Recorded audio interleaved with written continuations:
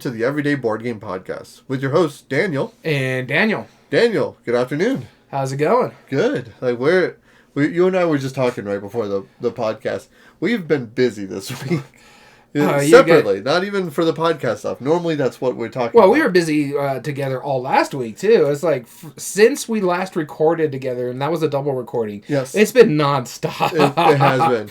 Yeah, so last week, we were working on a project that we've been working on for a little while. We were trying to review every game store that's been We had in New quite Mexico. a bit. Yep, we had quite a few. We have almost all of them in Albuquerque, and we have every store in Socorro, and every store in Truth or Consequences done, and every store in Hobbs done. And I'm trying to make it sound better because most of those don't have stores. No. And every store in Rio Rancho done. Bernalillo as well. That's done. So, anyway, we did a whole bunch. We're going to be doing a whole bunch of stuff coming up soon. So, pay attention to that. I don't eat Cheetos, thank you very much. Now, yes, on my free time, I do watch board game playthroughs. That's beside the point. I may or may not watch like 4 or 5 videos. I bet if I open up YouTube right now, I'm pretty sure it has some. I will readily admit, I was watching this morning while having my breakfast, my protein oatmeal. I was watching Watch It Played's Teach of Vantage because I'm excited for that game. Okay. So actually, this morning, I watched a video from the Brothers Murph that just cracked me up. Before they did a video where they're like, "Oh, what's the best like game selection?" Like they're drafting from their personal collection, what games they'd pick for if they had a new gamer. It's like, all right, here's gonna be the best ones for you. So after they did that one, they're like, all right, wait a minute, how about the worst selection? And they're like, and he started off playing like Horseless Carriage, a Splotter game, and then he went into like kites because it was like, all right, let's go from this like mundane, terrible art to like this beautiful, hyper colorful one and break their brain. And then you know what? Horseless Carriage again right after. Let's do it again. I'm good. It's so hilarious. Like just it was genuinely funny. Honestly, there is like 2 or 3 games that are considered the worst games in my collection that I don't have out on my shelves. I think they're in my closet over here, except for one. One is literally under the shelves hidden, but I don't want that going anywhere because you'll steal it. And that's Pack of Heroes from Phil Walker Harding. Right. Well, no, they didn't specifically pick their worst games. They picked the ones that would be worst for a new gamer. Oh. So like Oathsworn, right? Like that's a pretty heavy one. Like ones that are like asymmetric and you can't talk. Deal with the Devil was one of their picks because of that. It's exactly 4 players. You can't discuss and you're all different characters. Hey, we're going to be talking about that. CI4 was one that they brought up.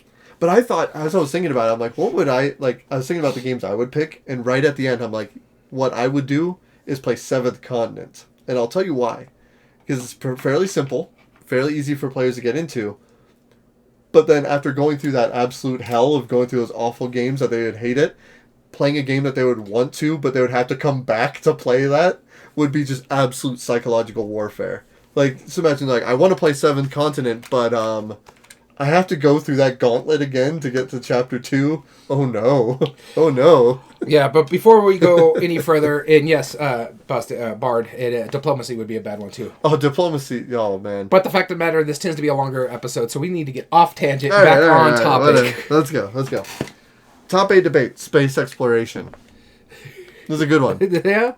I'm looking forward to this, but I look at these games and I'm like, there's like 3 games that really, or 2 maybe, that has like space exploration. Actual 3. Exploration. Yeah, 3. Yeah, I could give 3 full games on our top 8. The Board Game Bard is not your fault that we're off topic. It's mine. Don't worry.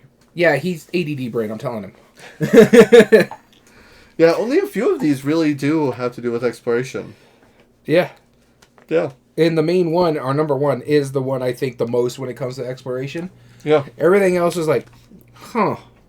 I feel like this is going to be a pretty easy episode. I think there's enough clarity to a lot of these that I don't think too many of them are going to... My only issue with is we took out theme on our thing. Right. Thematics matching. No, I agree with that. I'm saying, like, because space exploration can range everything from a really simple game to, like, crazy advanced. Like, this has the widest, like, net that I think out of most of the games that we debate. And no, not 4X, but 4X is part of it because one of those X's is exploration. Yep. So they do have that capabilities as well. Next time will be extermination. Oh God, you would and be miserable doing that. Can you one. imagine topic debate of exploitation games? I don't know how I'd feel about that. But yeah, so the category was weird too. Also, we had a lot of interaction on our poll this time around, so that was kind of nice. Yep. Because this is a topic that a lot of people apparently like. Because we have 9 different comments. We had nearly 300 votes on our thing. Yep. So people are and like 30 more games. So we'll go over those when we go over our honorable mentions. Honorable mentions. That's right. So, but before we do that, Daniel, what have you been playing? So, I've actually been playing a lot of games lately. We've played 4 games before we left with you. I had to have an impromptu pick because me and Damn It Dom were going to switch because this way we were also playing a campaign game with Damn It Dom.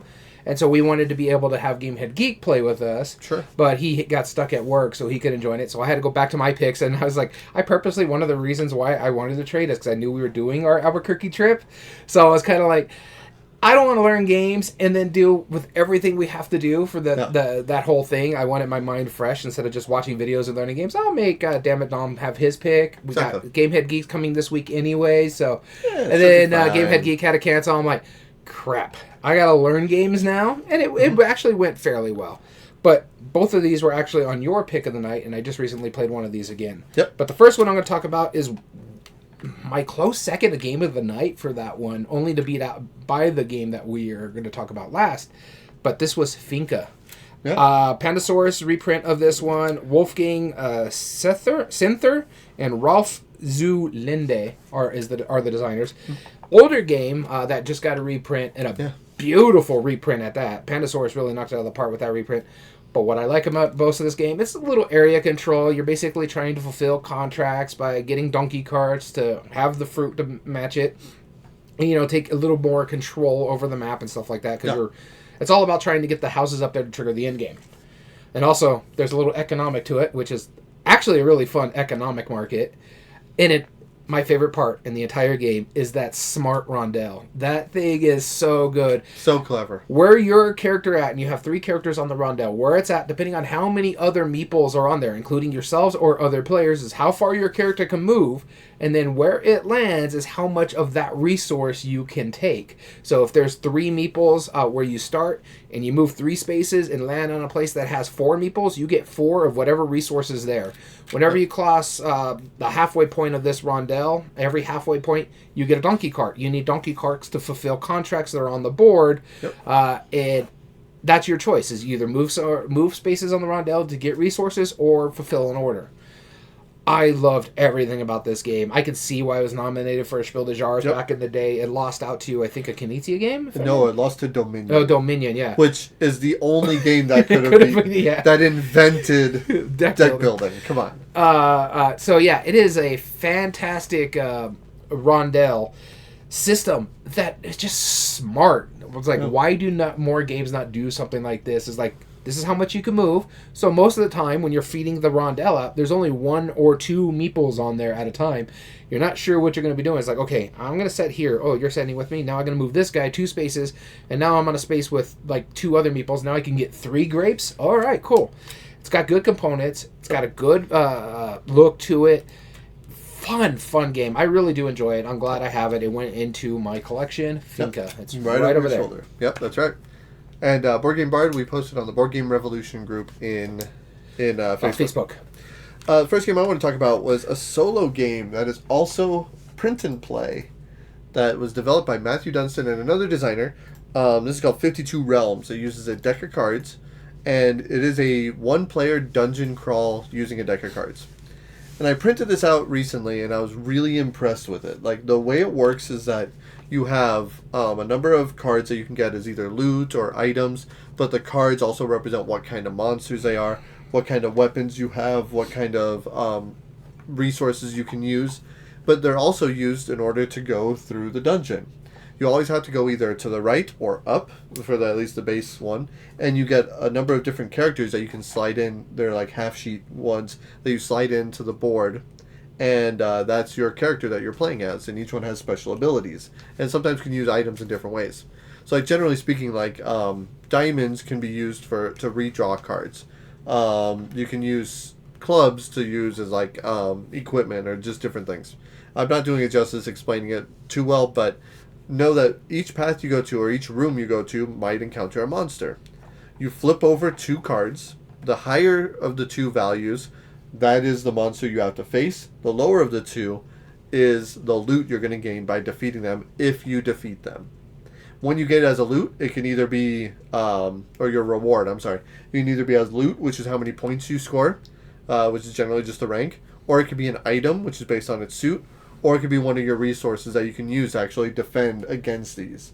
And so it's cool. You flip over the combat system, you flip over a card. That's what you have to either defend against or fight back with it. Sometimes they'll hit you with it. Sometimes, depending on the suit, it might cause other things. And you're just trying to defend yourself against this while at the same time bringing them down to 0 life. Once you get to the level 3, which is the boss, they have way more HP, but hopefully you've buffed up by then. And if you do that all with the deck running out, you win. Super fun. Super fun. I was really impressed with it. I'm going to print out the other 3. There's 3 maps total. I only print out the first one with the characters. I'm going to print out all of them now and laminate them all because why not? And yeah, it was super nifty how it worked. I was really impressed. So that is 52 Realms from Postmark Games. Yeah, this is the one you were talking about. You and Illuminous were talking about last week because he has some other stuff that he recommended you to download for the print and play. Right. Which I did download and print them. I haven't played them yet, though. Oh, okay. He's not here for... by the way. Oh, thank you. Yeah. Yeah, I thought I'd wear it today. Because Speaking of Albuquerque, nice hat. Yeah, so I enjoy this one. What he's talking about is my New Mexico United hat for our listeners. It's one I picked up when we were up in Albuquerque. That's right. I figured while we were there, might as well pick up the hats from teams that I support in that area. Got it. The last game I want to talk about is a game that you enjoy. You were so happy to show this to people. We played it. It turned into my pick of the night when we played it on your pick. It turned into my other games group because I bought a copy while we were in Albuquerque, and I took it to my other game group, and it turned into their pick of the night. This is Fishing from Rio Grande Games and Friedman Freeze. What I like about this game so much, the artwork is fine. It's one of the better looking Friedman Freeze games, especially for a trick-taking game. It's fine what it does. It's a straightforward trick-taking game in the first round. And then things start changing as you're going more and more into the rounds. Once you go more and more into the deck, that only changes if people have to draw up from it. And it's going to happen. Yep. But it gets more powerful as you go deeper. Like you get more weird fish when you go deeper in the sea and stuff like that. Yeah. What I like about it, like I was saying, it's trick-taking simplicity with some complexion more and more as you get deeper into the game. So it's not throwing you all the new rules at once. It's basically, here's what you're doing. No trump suit. Basically, if you got to play in suit, you gotta play in suit. That's it. Whoever plays the highest in the said suit wins the trick. Those are going to be your points at the end of the round. That's fine. Then you're going to these next ones, and level 1s will give you a trump suit, that's when it starts coming in, which is green. And then it also may give you higher numbers of the suit, because normally the suits are 1 through 10. Yep. And they start being 1 through 10. Yeah, they start at 1 through 10. In a 4-player game, you take out all the 1s. In a 3-player game, you take out the 1s and 2s, I believe. 1s and 2 2s. And 2 2s, yeah. But yeah. It is so good, and then you get more and more into it, and you got these buoy systems like, I'm giving up points, but then I'm going to have a special ability, whereas I can call the trump suit and what everybody has to play in the next trick, so possibly give me a win for I can start getting some points. Or I can make people change hands by moving cards to the left. My favorite and my wife's favorite was like she tried to capture all the zeros when people played them. Like, I'm losing a big number by winning the trick, but now I have all these zeros in my hand, so I know you guys are digging into that deck over there because you're not scoring any points, and now I'm going to steal those cards from you when I get a chance. So it's fantastic what it's doing. It's so good. So much so they also said I need to take this on our cruise and when we go in next June. Yeah. So. It's so clever, you know. Like I was genuinely impressed with it, like because Freedom and Freeze is always a hit or miss. It's either his games are like very much not your style, and you're like, okay, whatever. or they're really just inventive and creative and just how they work. But they're never the same game as anybody else. Like, the stuff he designs is different than anything else. If you want a unique experience, always try like a Freedom and Freeze game if you want a unique experience. It might not always hit, but in fact, more likely it probably won't, but it'll still be unique, you know, and I appreciate him going for it. Like, I always how I talk about, like, designers tend to be hit or misses for me.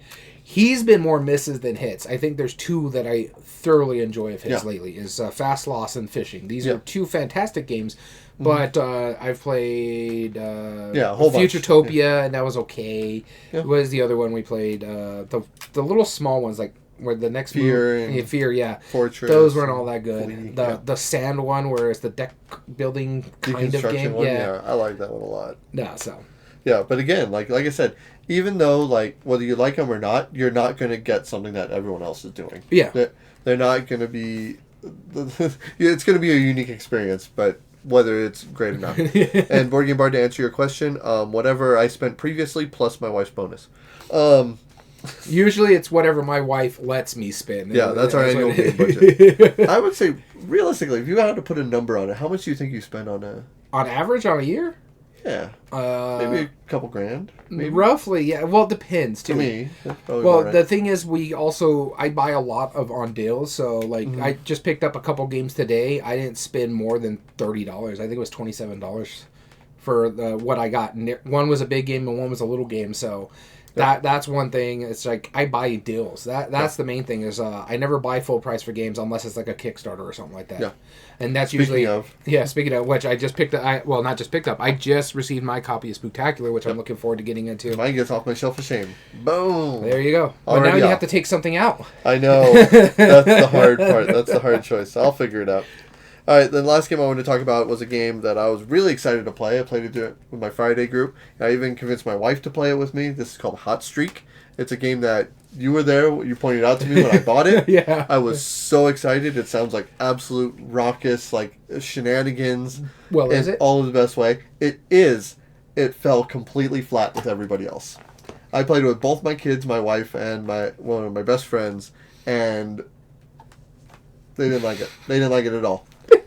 I could have told you your wife wasn't going to like it. Well, here's the thing, right? I was like, this is really something, like, she doesn't like it when she's waiting for other people to take their turns. I'm like, this is all simultaneous. It's not like you don't take turns. You swap out a card, you see what happens, right? And my son, he liked it to a degree. My daughter ended up enjoying it more later on. But my friend and my wife, like... Oh, well, I knew. She if acted it's like the friend I think it is, I knew he wasn't going to like it. Why? It probably is. He, bearded guy? Yep. Yeah, he doesn't like random shenanigan games. He wants more in-depth. But he does, though. Like... No, not when he can't meta it. But you can in that game. But yeah, either way, though, it was more or less like... Not to throw shade on my wife, but she acted like I absolutely forced her to play it. I'm like, no, I just think it's one that you want to play. If you want to play it, that'd be awesome. And she just kind of bummed everybody out by playing it. And it's kind of ruined the mood. It's like, oh man, I've never seen a party game just like what a party pooper is what she was, you know. I gave her it's because you made her play games with you. And that was my fault. Yeah, and I admit that. You know, but it was what it was. I was really disappointed that it she wanted to take a nap. So I want to try this with another group, probably our group, but I feel like it would be really wild, with 6 or 7 players. I think it'd be hilarious. Great, to the point where I think if your boss picks it up at the shop, I think it'd go down really well. Oh, I think it would go down great in that setting. It would be so ridiculous. Honestly, I want to try it. I think it might go down with my group because we like shenanigan games like that. It's just that Ready Set Bet didn't go down with my wife. She didn't care much for that one because it was out of her. Did she not like the real-time part of it, or did she not like the, it felt like it was, since dice were... It was dice thing, I think it's like... She would probably hate this one, yeah, it's honestly more along the line. But she likes stuff like Downforce, where it's the card play as well. So, I don't know. I don't consider this a card play game. I know my other game group would enjoy it, just not my wife, because I think they like that... Caution Signs is one of our favorite games. Did you guys ever play Camel Up? My wife... Yeah, you made my wife play Camel Up. What'd you think? She hated that game. She will not like it. She won't like it. It's that it's that silliness, that level of like, but it's even less control than Camel Up. Camel Up's not that much control. I know. That's what I'm saying. But I also think it has to be the group. I think my lightly. wife would like it better with the group that we play with. Sure. Because it's the group. I think that's if I would took her to like a board gaming con, she played it with people she didn't know. Yeah, that's a whole different story. I think if that's some of my more regular people who would come in on Fridays every once in a while when they play on my game night, if I had a group of like 7 of us like that, I feel like that would go over like wild. And honestly, I think that's a game that needs a larger player count. Probably, yeah. So we only played it with 5, and I think it worked well with 5, and it was fine. But it's still like when one person's really not into it and one person's like indifferent and just kind of like doing whatever, and then like me and 2 kids who kind of just would rather be playing video games with their friends. You're forcing them to hang out with dad. I was the one who was really excited to play it, and I was the only one who enjoyed it. So hot streak. It is what it is. Kind of a letdown. All right, so let's get into today's honorable mentions for our top 8 debate: space exploration. The definition for space exploration is. I hit the wrong button. Here we go. Games often have storylines that travel and adventure in outer space. Often players must seek and gather resources in territories as objectives of the game. Yep. Which, again, also only counts for about 3 of the games that we had on the list. Pretty much. Because, again, the reason we've come up with these lists, right, is we take the top 8 games that are on Board Game Geek that are highest ranked that you and I have both played. Yeah. So it just so happens that we play themeless games. So keep that in mind when we debate these today. But let's talk about the honorable mentions that were added in. First, we're going to start off with Benny added Arcs, the new trick-taking... From everything I heard, it doesn't have much trick-taking. It's like a card play space game. Looks neat. We saw it at Gamma Expo about 2 years ago. It looked cool what it was doing. Yeah. But I'm very hesitant with leader games. I have one leader game, and it's on my shelf of shame right now, and it's a small little card game. Yep. It's not so like I like Fort, but that's a heavier deck builder for as simple as it's supposed to be. Right. And then everybody was just afraid of Root. I think I played Vast once and didn't enjoy myself. I played Root. I used to own it. So it's cool. That's why I want to play it, but it's not something I need to own. I just want to try it. The next game was added by, and I apologize, Sutakun. He added Zia, Legends of the Drift System. That is a game that I've been looking for a long time. I want to try it. Open world, space exploration. Yeah, like Western Legends in space, as a lot of people describe it as. I'm looking forward to that. Yeah. Mike added Galactic Renaissance. Never even played that or heard of that one. Raphael added Voidfall. Now, I've heard of this one. This is also Rio Grande Games, isn't it? I don't know. Or it might be Capstone. Oh, not Capstone. Yeah, Capstone. It's one of those two. I can't remember which one. Yeah, I don't know. But it looks interesting. Go ahead, next one. All right. Chris added Andromeda's Edge. Now, this one I do want to play. I've heard really good things about this game. Yeah. Galen added Galaxy Trucker. And unfortunately, you and me are not a fan of this one. We're not. So, I mean, but there are plenty of people who like it. Chris added, different Chris added Gaia Project. I have Terra Mystica that I haven't played yet, so... I played Terra Mystica, and I really like it, so... You'd probably like Gaia Project. Yeah, I do like fantasy more than I like sci-fi, so that's why I have Terra Mystica.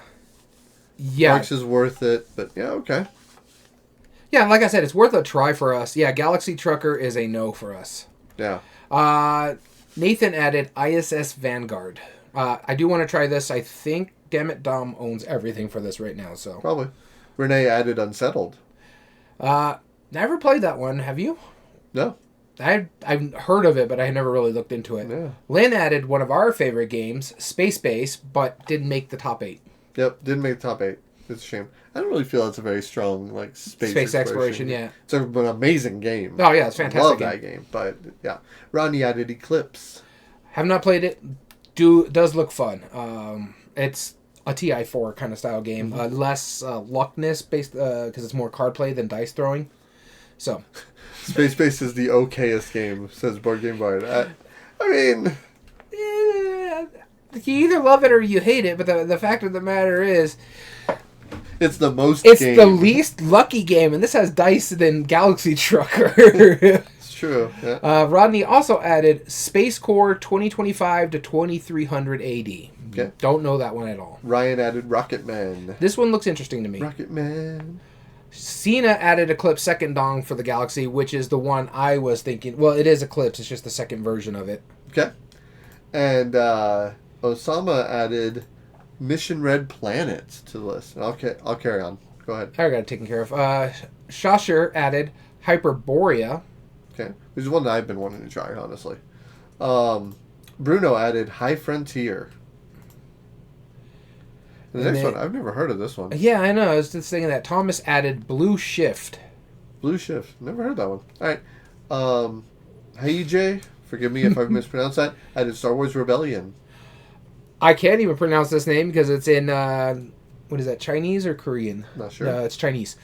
Pulsar 2849. I have played this game. It's good. It's a bit long for a CG. It's along that line of CGE. Yeah. If you like Underwater Cities, if you like... Is it Chavatal? Yeah. Yeah. If you like those kind of style games, you'll like this one. Yeah. Eric added Star Trek Ascendancy. I've always wanted to try this one. Haven't gotten into it. Nagy added Exodus Proxima Centauri. Okay. And Gianna added On Mars. The only Lacerda I'm willing to play. Yeah. Scott added Shackleton Base. Edward added Moonrakers. England finally added Battlestar Galactica. We almost had a shot to buy this one. Yeah. But wow, they had someone there that knows board games because they had this marked appropriately. Bookstore. Yeah. It was up there. Let's see what the comments say now. Oh yeah, we had a lot of comments too. Benjamin said, TM is our current #1 game. He's referring to Terraforming Mars, which is on our list. Love the theme, mechanics, gameplay, and everything about it. I even bought the books to read. Planet Unknown is also good. Light with simultaneous play and best can play up to 6. Star Wars Outer Rim is, need I say more? It's Star Wars. I love the theme. Nathan added, SETI was a huge letdown for me. Played once and am selling. He also added, Voidfall, strategically speaking, is probably the deepest game I own. It's brilliant and a masterpiece, endless options, and paths to victory. Yeah, and I'm not going to be able to say it because I just won't be able to pronounce it.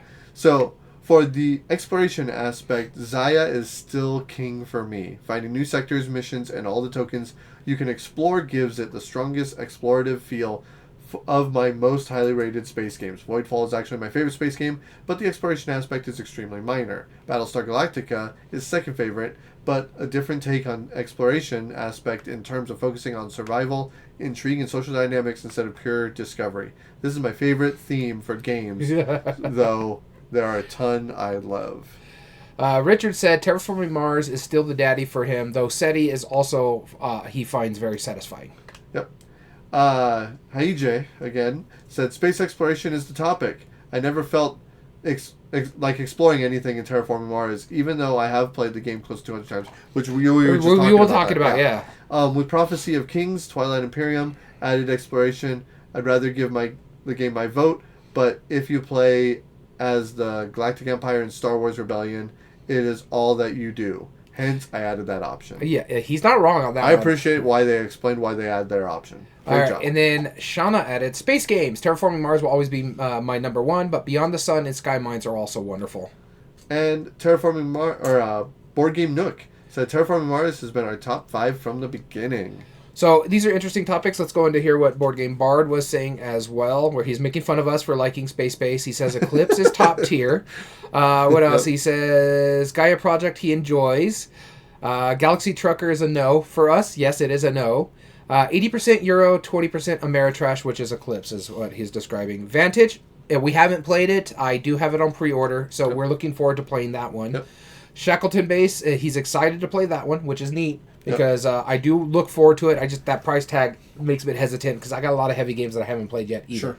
Yep. Battlestar Galactica is so good. Yeah, no, we want to play Battlestar Galactica, but nobody in our group has it, and nobody wants to pay the price for that. Right. Zaya Legends of the Drift system is incredible. We'll get on to SETI here in a minute when it's in our top 8 debate, but we don't disagree with you in a sense, Board Game Bard, if I'm reading that right. Mm-hmm. TI4, it is one of my favorite games. We really do enjoy it when we have the time for it. Yep. And yeah, and Terraforming Mars is still holding up with people, so. there's our chat. Thank you, Board Game Bard, for your thoughts as well. Absolutely. Let's get into our honorable mentions. You ready? Yep. Here we go. All right, starting with me, the first one I'm going to talk about is one that was mentioned on the chat over here and the Facebook post that we had. Mm-hmm. Star Wars Rebellion, and Haiji hit it right on the head. If you're playing the Empire side, you really do feel like it's space exploration because your whole point as the Empire is to find the Rebel base. So you're going planet to planet trying to find this thing. It's like, are they over here? Are they over here? And you want to do it before they get enough to help them win the game. So it is really, really neat. It is a 4-player game that you can play 4 players. I don't recommend it unless you don't mind playing team games, because one person controls the ground units while somebody controls the space units. And so it's more along the lines like, do you want to be the ground fighters or do you want to do the space battles? And more than likely, you're going to get into a fight for someone who wants to do the space battles. Because that's where all the fun is. That's where the Death Star is. That's where the TIE fighters and all the good stuff is. So, but I do like this one a lot. It is fun. It is a longer game. It's Fantasy Flight. What do you expect? I remember when I showed you the game board. It's a 8-sided board. 2 of them. And you put them together. It is a table eater. Yeah, it is. But it's so massive, but it's so awesome. It's really good. Especially for a 2-player game. This is the biggest 2-player game I own. Actually, did you ever show me this one? Yeah, I showed you the 2 boards. You never played it, but I showed you the boards. Yeah, I never played it. Yeah. I mean, so... There's no lie that the people who listen to the podcast know that I tend to go for lighter games. And that's going to reflect for a couple of these. But the first one is Tiny Epic Galaxies. I knew this was going to be on your short list. Yeah, I mean, I love this game. It's a great game. It's my second favorite Tiny Epic game now. Maybe third now, because I have one that's been rapidly climbing. But it's so neat how it works. I like the dice mechanism. I like how each one is a different action. I love the follow mechanism. I like the resource management in it. And my favorite part about it is that when you go to these planets that are available, you either land on them, get their ability, or you start orbiting them. Once you've orbited enough of them, then they become a permanent ability for you whenever you do the colony action. That's just really cool. It's a really simple, straightforward mechanism. I like how you actually feel like you're exploring because different abilities come up, and as you become friends with them, and you put them as part of your domain, then you can access those abilities. I think that's really fun. You're not becoming friends with him. Yeah, it's called exploit for a reason. No, this ain't a friend. No, not on this one. No, it's friendly because you do a colony action and you just force the natives out and build a colony. No, it's really interesting. I like it a lot personally, but yeah, it's enjoyable. I like it a lot. So, Tiny Epic Galaxies. All right. The Board Game Bard's giving me guff for it. Always. That's okay. Give me us both. The next game on my list is not really a lot of space exploration, but I did like it and I saw it on the list, so I had to put it on here. I picked Apiary, Space Bees. It is good. Yeah, there is some exploration because you're building out your system, I guess you could say, your colonization system, basically your honeycomb system, where you're exploiting for certain resources based on planets that you've explored. Mostly it's a worker placement where your bees go into hibernation. There is some really neat stuff with where you're moving the queen. It's like a lot of mini games while you're in this big game when it comes to not area control, but worker placement aspect. Yeah. Plus, you're also vying for hibernation chambers too to get the better resources and like bonus points, and you're building your own little board, and it's neat what it does. I like everything about this game so much so that I picked up the new wooden bits that came for it. So, I like Stonemaier games. I like this one. I honestly think this is my favorite of his sci-fi, because you could also consider Red Rising as one of his sci-fi games as well. Yeah. I think this is going to get unseated when Vantage comes out, because everything I've seen about this game looks good. But I do like Apiary. Yep. Connie Vogelman is a designer that I've really been enjoying. The last 2 games of hers I've really enjoyed, so I'm looking forward to seeing what she comes out with next. Cool. Next game on my list is a game, if you take Tiny Epic Galaxies and made it a little more epic and a little bit bigger, it's kind of what this is. Tiny Epic. Eminent Domain. Tiny Eminent Domain is what it is. No, they should make a minor version. I knew this was going to be on your list. That's why I didn't put it on mine. Yep. I just love this game. I've been a champion of this game ever since I found it. Ever since it was recommended to me from Legends of Tabletop, the podcast. They do like D&D and RPG play to on the podcast. Go check them out, by the way. Shout out to them. Friend of mine, John, he's like the main guy there. He recommended this to me, and he was like, dude, if you've never played Eminent Domain, he was like, I don't like these kind of games. This game's amazing. Yeah. Trust me on this. And so I bought it. I was like, $20. All right, cool. I'll give it a try. And this was what made me really start enjoying Seth Jaffe's designs. Yeah. They're clever. They're smart. Eminent Domain, so good. I can't describe it enough. And again, you like it too. Oh, I love it a lot. Yeah. Unfortunately, my wife hates it. Yeah. Well, It's on her ban list. Yep. She has certain games that I don't take over because she doesn't like it. But I'm like, I'll just play it with you guys. I don't care. I'll keep it in my collection. Yeah. It's staying. Despite your wife liking it or not liking it so much, it's staying in my collection because I really do enjoy it. It is one. It has like somewhat of that follow mechanism that we like. It's a good deck builder in a sense. So you're adding cards to your deck that you want to play more for. Yep. It has everything. So and Board Game Geek agrees with us. It is a fantastic game. Yep, top tier. Absolutely, same with me. And the final game I'm going to talk about is actually one of the more recent ones I got. You enjoyed your play of it, but you're still rabble about this game. And in fact, you kind of went on a rant on it just recently in Albuquerque with our friends up in Albuquerque. And this is Last Light from Gray Fox Games and Roy Canada. No. I don't ramble about it. All I'm just saying is it's awfully convenient. He was under contract with this game before he went into I know. Yeah, and yet you're rabble-rallying about it before you even went to Dice Tower. It's more of like, right now it's more of a meme between us, like, we going like how you hate two-player games and all that stuff. Yeah, it's the same idea. Yeah. I mean, it just so happens that it's the second of now three designers that have successfully published, but just so happen to also be working for Dice Tower. Wait, 4 now?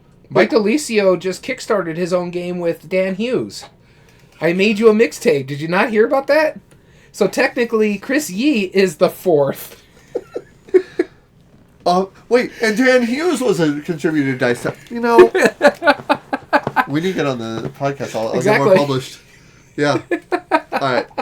Immediately ramble. But anyways, Last Light. It's everything that you like about Eclipse Second Dawn that people were saying, as well as TI4. Yeah.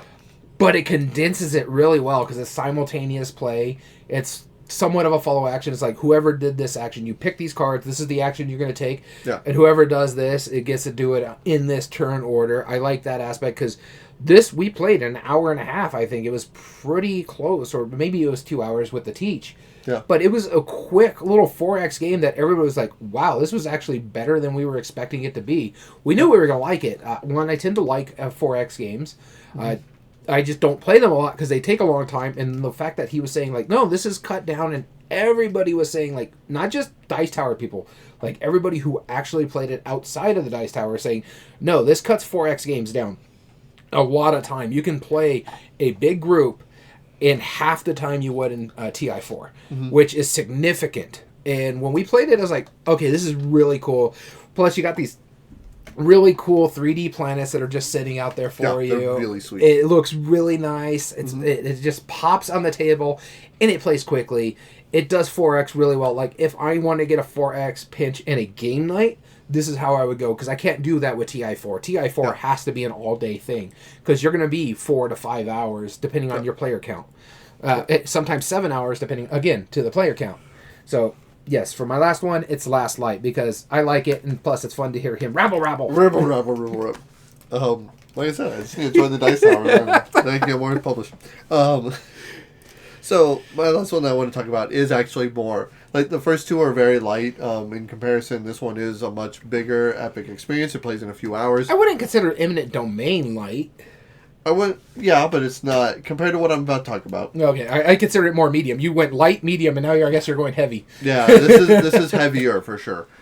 Because this is one of the few games that have made me go out of my way and look into the source material. This is Firefly. Yeah, okay, yeah. Firefly is dope.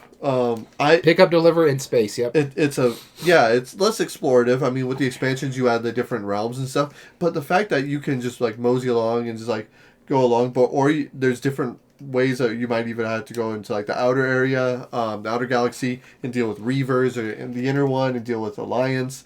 And they all work in different ways. Some are easier to fend off depending on what you're focusing on, which planets you're good with or you're solid with. by completing their contracts and stuff, which ones you end up betraying because of it. Like, I mean, this game is so good. And yeah, it is a longer game. It is more epic. But when I played it, I was like, okay. I was like, okay, I really want to see what this Firefly thing is about. It was only a season long. There was a movie. And a lot of people say some good things. I can waste my time on a season, right? Even if it's bad, I can check it out. I check it out. This is easily, like, when people say Star Wars or Star Trek, Firefly. That's my answer. Mm-hmm. I mean, I like Star Trek actually a little more than Star Wars. But, you know, no counting for if I'm answering, honestly, I'm answering Star Trek. But if I'm answering in jest, Firefly is definitely, because I do like it both better than both of those. Honestly, you're going to be shocked. I like Star Wars. That's my number one. As you can tell, I'm wearing a Star Wars shirt. My number two is Firefly. Star Trek Next Gen is before original. I'm okay with the original series, but I grew up on Next Gen, so. Oh, yeah. I mean, yeah, I don't know what it was about the original series, because I watched it just on a whim because we played Star Trek Panic, right? And I guess that could have been on this as well, but I don't consider that an exploration game, so that's why I didn't put it there. Just because it's space themed, I don't consider it exploration. Yeah, exactly. It's not exploration. But just the fact that, like, when I played Star Trek Panic, I'm like, all right, I'll check a couple original series just to see, and I fell in love with the series. It was awesome. Well, what's Star Wars funny is still good. And what's funny about your Firefly, you specifically have a copy that is signed by my favorite character on Firefly. That's right. My copy of Firefly, the board game, is signed by Alan Tudyk. Wash. Yes, let's go. Although, my Star Trek Panic is signed by William Shatner, arguably a little more known than Alan Tudyk. I'd rather have Alan Tudyk. I have both. If I was to get Star Trek Panic signed by anybody, if he was still alive, it would be Leonard Nimoy. Oh, yeah. Yeah, absolutely. Absolutely. Also, it would be... I don't know. I probably would have wanted the guy who played Bones. McCoy, yeah. No, the one I want, I forget his name, Chekhov. I would want to get the actor by Chekhov. And the reason being... is because he's one of my favorite characters at another TV show, sci-fi show called Babylon 5, where he plays a bad guy, and that one is quite hilarious. Yeah. So, what was Starfleet Captains the game that was showed to us in Tucson? Or was that Captain's Chair? No, that was Starfleet Fleet Captains, right? I honestly... We'll have to look at it. There was a Star Trek game that was on a demo table, and the employee came over and just sold against it. The new deck builder from Tuskegee? Yeah. Yeah, so that was what was showing there. He very much disliked the game. He was ranting. It looks amazing. It looks amazing, but like my big thing is I thought it was gonna be like a 4-player game, and it's not. Yeah, it's like a 1 or 2, and really it's a 2. Yeah, and that's my issue. But let's get into this one because we have some games to talk about. Yep. Starting out with our number 1 seed, Twilight Imperium 4th Edition. Versus our number 8 seed, Star Wars Outer Rim. Our number 2 seed, Terraforming Mars. Versus our number 7 seed, Planet Unknown. Our number 3 seed, SETI, Search for Extraterrestrial. Versus our number 6 seed, The Search for Planet X. Our number 4 seed, The Crew, Quest for Planet 9. Versus our number 5 seed, Beyond the Sun. And this is what's confusing for me. It's like, one of these things is really feeling good, but The Search for Planet... Or not Search for Planet X, that one's fine. The Crew, Quest for Planet 9, Space Exploration. Yeah. I'm just telling you flat out, it ain't getting game immersion for any category. No, it's not. I don't care what it goes against, it's not. Oh my god, this will be a silly debate. What are these games don't really fit this theme to a certain extent. Yeah, They have space to them, but there's really no exploration in here. There's very little exploration. Honestly, we don't even call Beyond the Sun. We, in our group, call it Tech Tree the board game. Yes, absolutely. It's what it feels like. Yeah, but the good thing is about our top 8 debates is we take our bias out of it. There's actually 5 criteria that we use, and we'll tell you how we're going to do that right now. We get the top 8 games from Board Game Geek, the highest ranked, and we put them through the ringer using our G.A.M.E.R criteria. That starts off being G for game immersion, and that stands for, is the game fun to lose, the player interaction, whether it's theme, table talk, role-playing, all that stuff, and the memorable moments that you receive in the game. And then Art A is art and production. The art, which is subjective, we agree, but some of these sometimes look better than the others. Mm-hmm. The pieces and components, again, subjective, but some of these minis are going to stand out better than, say, cardboard standees. Most of the time. Ghostbusters. Ghostbusters. Yeah. Well, no, the minis were awesome for Yeah, Ghostbusters. when they were not in 3 pieces. Yeah, that's true too. And then graphic design, which is very important for us too, because again, as we said before, in the 6 years that we've done this podcast, we're colorblind. If we can't read, I just played a game recently where colorblind was an issue to the point where it's on my sell pile now because it was just like, no, it gave me a headache. Which game? Coatl. Oh, wow. Because the cards, the reds and the greens were so close and the backgrounds were just hurting my eyes the entire time. That's a shame. So that's very important for us. Yep. Meaningful choice is the M in our G.A.M.E.R criteria, and that's impact on other players, the depth of strategy, tactics, and or skill, and finally, do arbitrary choices or AP impact the game in a negative way. And yes, proprietary gamer system. Hashtag, copyright, trademark, there you go. all of it. And then the E in G.A.M.E.R is ease of play. The simplicity and familiarity of the mechanism. Worker placement or deck building are going to score high because more people know that kind of concept. Yep. Or roll and move for that matter. Yep. And the likelihood to get to the table, i.e. through the mechanism or theme. So there's a Star Wars game on this list. That's going to get to the table pretty easily. Is it easy to learn, understand, and or teach? And a lot of these games are going to have a problem with that part of the category. Yep, and then finally, the last criteria is the R in our G.A.M.E.R criteria. That's replay value. Length of time and scaling well. Minimum number of plays for the full experience. And expandability, whether they're existing expansions or ones that have been hinted at or confirmed by publishers or designers. And then, when all else fails and we can't come to a consensus, this is why it's important you join the Board Game Revolution group in Facebook and go look for our poll on there because the fan vote is our tiebreaker. We put these in our 1 to 8 seed. 1 goes against 8, and then down all the way through the middle. Each round, I flip the coin of doom. Daniel pulls from the cup of doom, and that says which side we're debating for. Are you ready, Daniel? I am ready to get into this. Replay value is going to have fun. That's right. Let's go explore some space. Our first argument is TI-4 versus Star Wars Outer Rim right off of the bat. The two of the most thematic ones on this list. Pretty much. And Board Game Bard, by all means, go ahead and disagree with us in the comments. Tell us your thoughts. We love it. Here we go. You get Star Wars Outer Rim. You get Star Wars Outer Rim. Oh, that's the tails? Yep. Oh, that is so weird. It's basically two heads. Yeah. Well, it's like it's something holding up a flag, like on a star. All right. Well, okay, I'm kind of glad I got Star Wars Outer Rim because I think you know TI-4 a little bit better than Star Wars Outer Rim because you haven't played that one in a while. Two. It's been a while, yeah.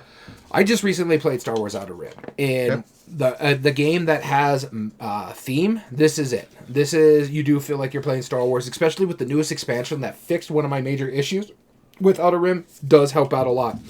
You can get around the board a lot faster, and it has some really cool stuff about that. So that's neat. But basically, at this core, you mentioned it in your honorable mentions.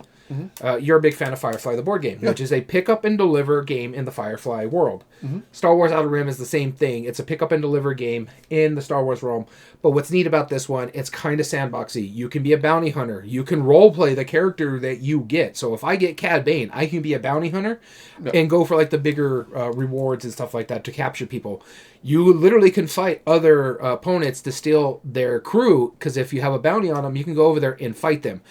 I really do enjoy this game. I think it's fantastic. To me, as much immersiveness that you get in TI-4, this one gives you more of that player interaction, like the role-playing aspect. When I'm playing Cad Bane, I feel like I'm being Cad Bane. I go out of my way to be Cad Bane. And same thing for like the Han Solo characters and stuff like that. Because if you're familiar with the IP, you get it. And it leads to those memorable moments. One of my favorite memorable moments in this game is my wife playing against our friend Angel, mentioned him a couple times, and they fought each other because my wife needed a specific goal because she needed a crew of all droids, and he had one droid on his ship. So she went over there, fought him, stole his droid, put it on her crew, and then what even made it funnier about that is that once he got picked up, ships ran into him, and he had to fight those ships after he already got his butt handed to him by my wife. So he just kept getting beat up the entire game because he couldn't roll. So it is a bit lucky. So it's not really going to let the meaningful choice aspect, but theme and memorable moments right there. The art production is fine. It's mainly miniatures, or not miniatures, standees, because they had to be careful with this license because they can do, I forget what it was, but they could do the standees. They couldn't do miniatures because of licensing. It was a weird thing. They weren't allowed to make them. Yeah, the miniatures board game, but they only had the license for the board game and the card game, the card, or something like that. Yeah. The art is fantastic, and what I like about it is, even though it's based on an IP, they actually made art for this game rather than screen captures, which some IP games do. The pieces and components are fine. The dice are really nice, but that's what Fantasy Flight does. Sure. The board is a little weird because it's literally just a U. Yeah. And you just build around it, and it's funny. There's hardly any board. It's basically a U that has 3 lines throughout the entire thing. And yet it still eats a lot of the table. It is a big table eater. You do have some meaningful choice, like impacting other players, but not as much as you have in something like TI4. Both of these games are not easy to play. No. The simplicity and familiarity of the mechanism, sure, it's a pick up and deliver. If you've played games like that, maybe, but it's not just pick up and deliver. You can bounty hunt people. You can try to get your rewards by making heist on the little, like Mythos deck that you would get, like an Eldritch Horror and stuff like that. It has those. So, ease of play, I can't give it to it. Replay value, it does have 1 expansion, Unfinished Business. It plays in a shorter amount of time than TI4, but not much. In all honesty, we played a 3-player or 4-player game in less time than we played a 3-player game of TI4. No, I know. But I think in the middle max is 4, right? I think you go up to 6 now with the expansion. Okay, but like base is the 4 or 5. But TI4 is like base 6. 4. The box is right there, so I can look. Oh. So, actually, the base out of TI4 I think is 7. Oh wow! Okay, Jesus. Okay. But yeah. But it's fantastic. I just don't think it's moving on against TI4. Yeah, I mean, like, and so I like to bring this up. Like, I'm not the biggest fan of Outer Rim just because of one thing that Fantasy Flight specifically does. And I know, granted, TI4 is also a Fantasy Flight, but I like to bring this out to the forefront of why, like, some of my excitement was quelled when I played Outer Rim, because I was actually really pretty excited to play it. And what Fantasy Flight likes to do is they're like, all right, first to, like, 8 points wins. Like, cool. That'll be no problem at all. And it's first to 10. A minimal number of points. And it's so much work to get a point. Yeah. And I equate this to, there's a video game called Desert Bus where you're driving a bus from Tucson to Vegas in real time. And when you get from Tucson to Vegas, you would know 8 this video hours game. later, you get a point. Right? And so, like, it's so much work to get effectively a point. I wish that there was some way to just make it sound more epic than that. And it's kind of a letdown every time. And I will say this, just because I've played it, the expansion has a module in there that makes it a lot easier to get points. Just FYI, but you have to get the expansion to do that. Yeah, and whereas TI4, now here's the thing, right? As long as you know what you're getting yourself into, you're going to be an all-day game. You're playing one game. If you're okay with that concept, and you know that going into it, because I can imagine if somebody was like, "Oh, I was expecting an hour-long game, and I play this," they would be miserable. But what TI4 does is just impressive. Every mechanism, everything you do, this feels like a sandbox. You are able to do a lot of things. You're able to focus on tech. You're able to do exploring. You're able to do battling. You're able to do all of the 4 X's in explore, exploit, and still have a chance to win. Exterminate. And you have a chance. You are not out of the game at any time. And you can have a viable strategy and win in all of these different ways. It's just how effectively you do so. And, like, there's some games that lead their way to, like, oh, well, I'm going to be playing like technology, but you're playing battle and you're going to go kick my butt and now I'm just out of the game. No, you can still win. You still have a chance even if you have your butt handed to you by somebody taking over your territory. I kind of hunkered down in like one little spot, and I always like to test games like this where I'm like, is there ways to win other than, actual combat? If you're going to give me technology, like, let me play technology. If you're going to give me exploration, let me play exploration. And I'm going to be using that argument against some of these later on, because some of these don't let you do that. But it says you can do it, but really, you need to focus on one thing. TI4 does not do any of that. So with that being said, replay value is TI4 because other than scaling well or the length of time, it is longer. But again, it plays so many more players. Yeah. Board Game Bard says 8-player games, 4 to 5.5 hours. That's pretty that's spot because on. because people know how to play it. Like for us, my first 3-player game of it took about 4.5 hours because it was all 3 new players. Okay. The second game of it took a little bit less time because you were the only new player in that game. Right. And me and Damn It Don were nice. And I studied and I did my homework, beforehand. I'm like, all right, cool. I'm willing to. And even though you guys still did like the whole like, here's how this works, I'm like, cool.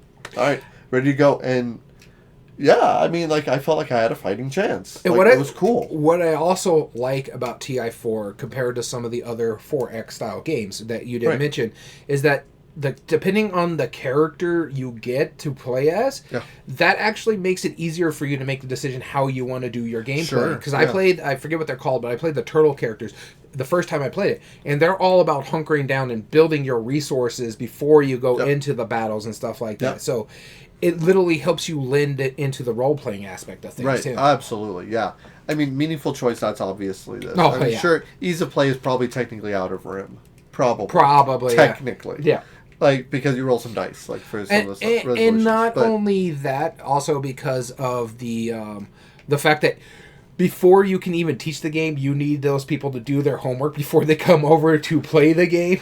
Right, yeah, exactly. I mean, like, yeah, I'll give you that, right? But actually, when it all boiled down to it, it really wasn't that complicated of a game. No, it's not. Compared to what I was expecting, it was actually simpler. It's just they give you a lot of open range to play with it.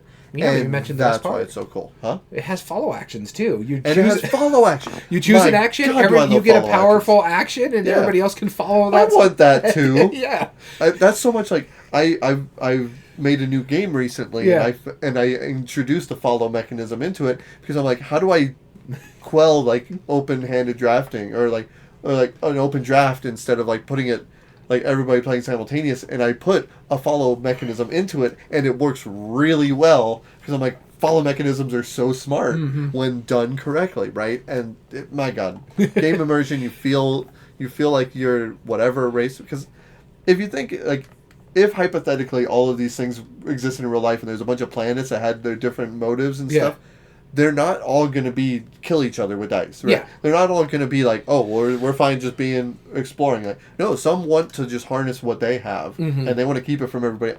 It's so cool. Like, just talking about it makes me want to play it. I think it moves on. I don't disagree with you, honestly.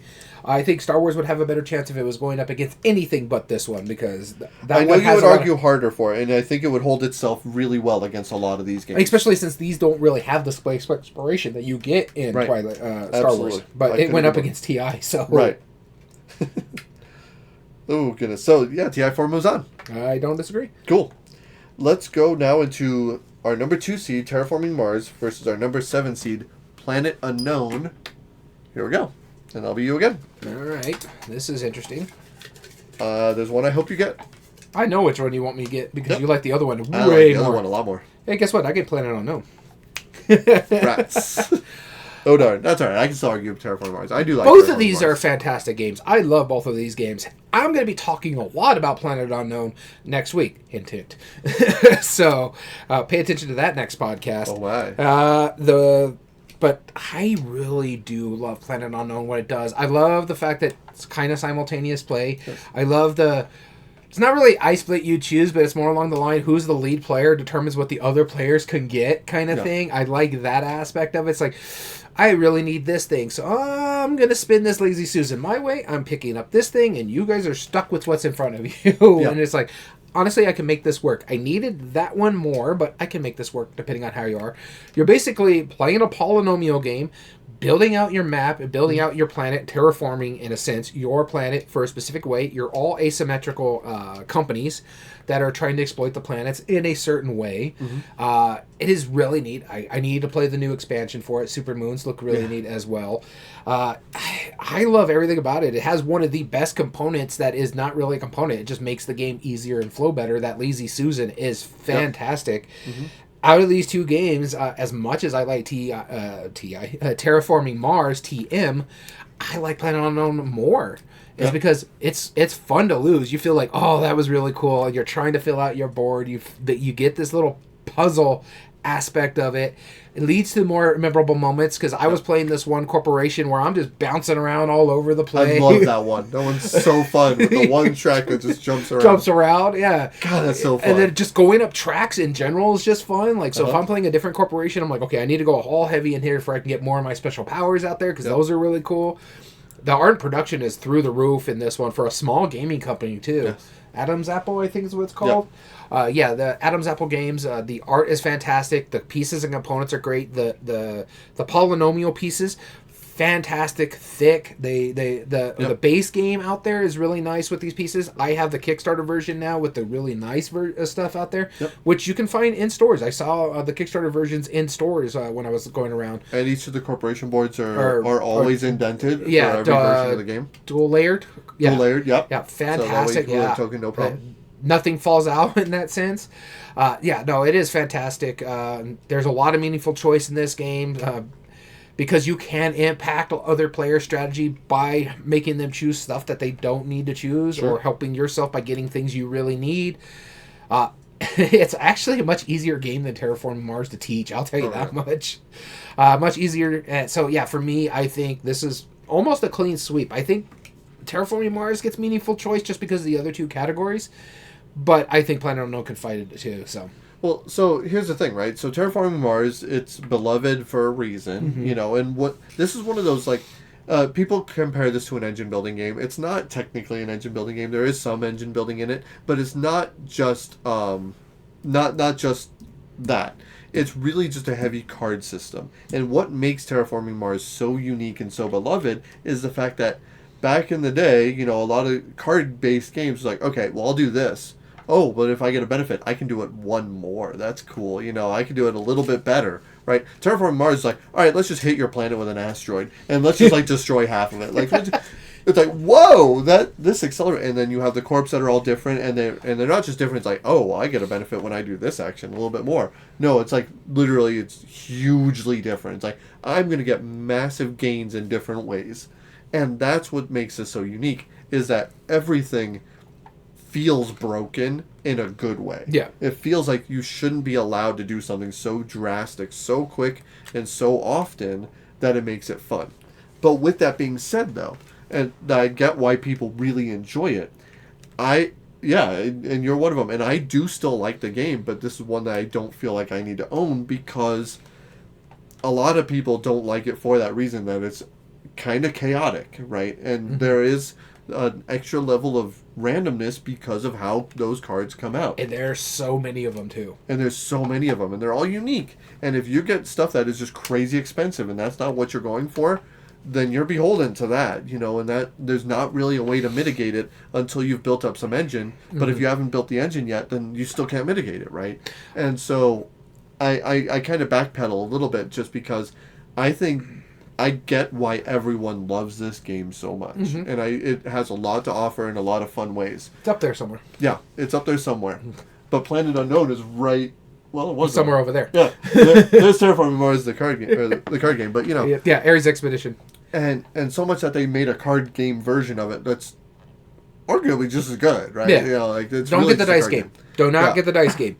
Yeah. Oh yeah, Board Game Geek, a good example. It's broken fun, like Cosmic Encounter is broken fun. Yeah. Because that's one of the cool things about having stuff that's so drastic. If something is perceived so over the top and so powerful, the players will balance that accordingly. Yeah. It's like, you have a massive ability. Let's kill him. It's fine. And that's what makes Terraforming Mars fairly interactive in that aspect, right? So, breaking it down, first off, replay value, I think... starting on replay value, that's a tricky one, right? Because all the cards in Terraforming Mars is intriguing, but they all kind of lead up to the same aspect. Yes and no. Yeah, I mean, there are some that are very big and you can get benefits, but... Well, the thing is about it, you have the stuff that you're going to play on your turn. You're going to have stuff that that are just immediate. And there's some that's going to give you scoring capabilities. There are some that are going to stuff that you have to build up through the game, which is going to give you special powers. So it's like and they're all unique. And there's 300 something cards in there, not to mention all the expansions. I think there's 6 expansions now. Yeah, there's a lot. So minimum number of plays, but here's also the thing: Planet Unknown, right? It has corporations and boards, right? Asymmetric. Asymmetric, very asymmetric, and all the boards are different, and you get 2 of each of them. Yeah. At the beginning of the game, so that's already kind of chaotic. And the planets are double-sided too. And the planets are double-sided, yeah. So you have some big wiggle room. I mean, minimum number of plays for the full experience, that's tricky, right? Yeah. You know, like, I would say they're probably matched. I think the big issue is, like, when we're talking about the minimum numbers of play for the full experience aspect, yeah, because the cards are so unique and you have to play them differently, plus what I like about Terraforming Mars, and this is for, like, in the meaningful choice and stuff like that, it actually has a built-in mechanism in the game to make it better for new players to play with experienced players. Yes. Where new players can get the basic corporation, they get to keep all their cards, they can learn the aspect of the game and still compete. Whereas Terraforming Mars, if you are an experienced player, you have to pick a thing, you have to pay for your cards, you have to build yourself up to be good. And I like the fact that this is heavier Euro game makes it easier for new players to play the game. Right. With experience, yeah. Whereas, like, the only thing that they do that for replay, or as far as new players for Planet Unknown, is just there's a basic side of the map that you would all play. Yeah. Or if one player's advanced, they'd play the more advanced side, which is kind of the same idea, but not quite as much. But right. as in depth about it. Yeah. So, I mean, I almost call replay value a wash, honestly, because it definitely scales better. So for me, when it comes to replay value, it scales better in Planet Unknown. I do not disagree with you. Yeah. Expansions go to Terraforming Mars. I think there's just I have not seen every single card in Terraforming Mars. Okay. I've played it a lot. I think I've played it maybe 15 times at this point. Well, when you get through, like, I know you haven't seen them all, because statistically it's unlikely, right? But not like, to at mention the same expansions. Time, how much percentage of the cards you get through in an average game, and then you multiply it by that percentage. You know what I mean? Yeah, but like, it's also that's the fairest way to compare it. But I also like the fact that all the thing is too is your cards are not just cards to use. You can use them for other things too, like gaining money. It's like, I'm going to sell these cards, now I have some money. How many cards? What percentage of the cards do you think you see in an average game? Because it's minimum number, right? This is worst or best case scenario. You get a unique set of cards every time. Average is, to be truthfully honest, the average is going to vary because it depends on your corporation. Some corporations draw cards more, so you're going to see a lot more cards. So average, I'm seeing maybe 30 cards a game. 30 cards a game. So it's about 10 games to see all. Okay. Yeah. See, I'm fine with saying it that way. That's what I'm saying. Like, the minimum numbers, assuming you play the game, and then all the cards you just played, you get rid of it. And then now you play using what's remaining. Like, that's minimum number, right? So, like, 10 times? So then, replay value goes to Terraforming Mars. Cool. Easy play. Easily Planet Unknown. Though I will say... Opponents, Planet Unknown. Props to Terraforming Mars, again, with the kind of the catch-up mechanic in the very beginning of the game. Props to them. But, easy play. Much easier to teach Planet Unknown. Piece and components, Planet Unknown. Planet Unknown, yeah. Yep, easily. And game immersion... So it's 2-2 from what we're saying, right? Yeah. Because meaningful choice. Yeah. So game immersion is where it is. Well, wait. Meaningful choice? Yeah, I guess. Yeah, you have more impact in Planet Unknown.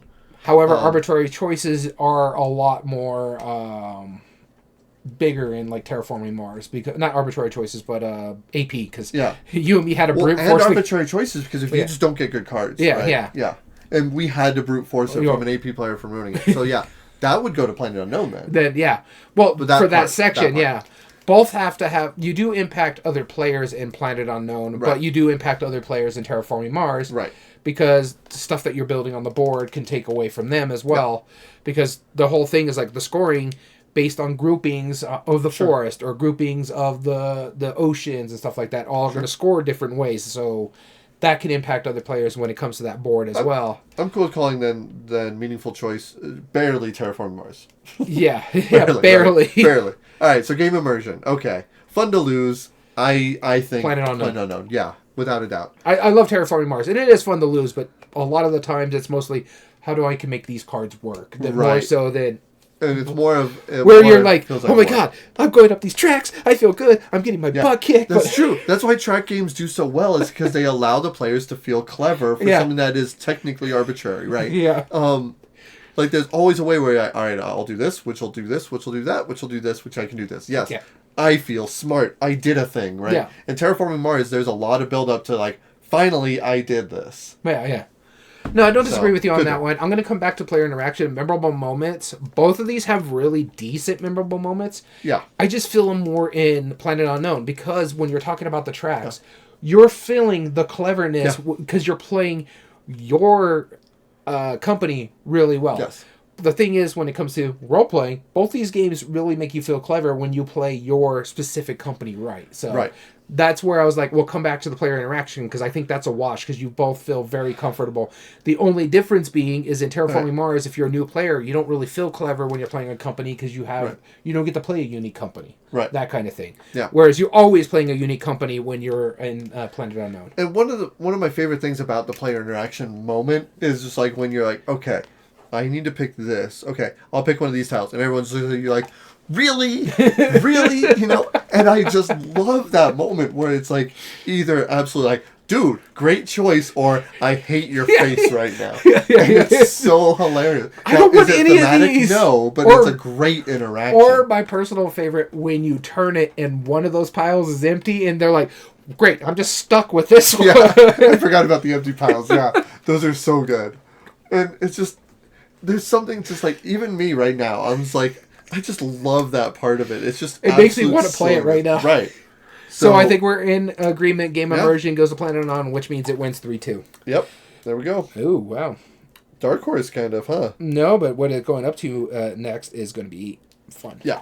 Right. All right, let's get into number 3 seed, SETI, versus our number 6 seed, The Search for Planet X. And I'll be starting this one.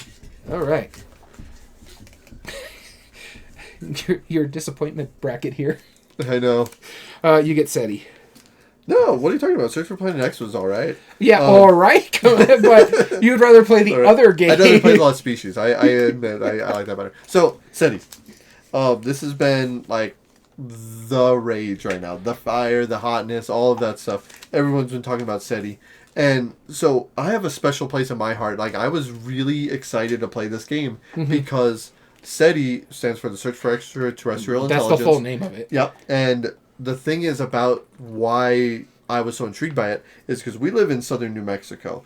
We live near Roswell, New Mexico. We live next to the VLA. We don't live near Roswell. We're not that far from Roswell. It's Okay, it's still as much drive. of a distance from here to Albuquerque. So Sure. Yeah. That's ironically enough. Yeah. So, but we live within that area. We live near like the Trinity site. We live near Los Alamos and the nuclear museums of Albuquerque, and we live most importantly near the VLA.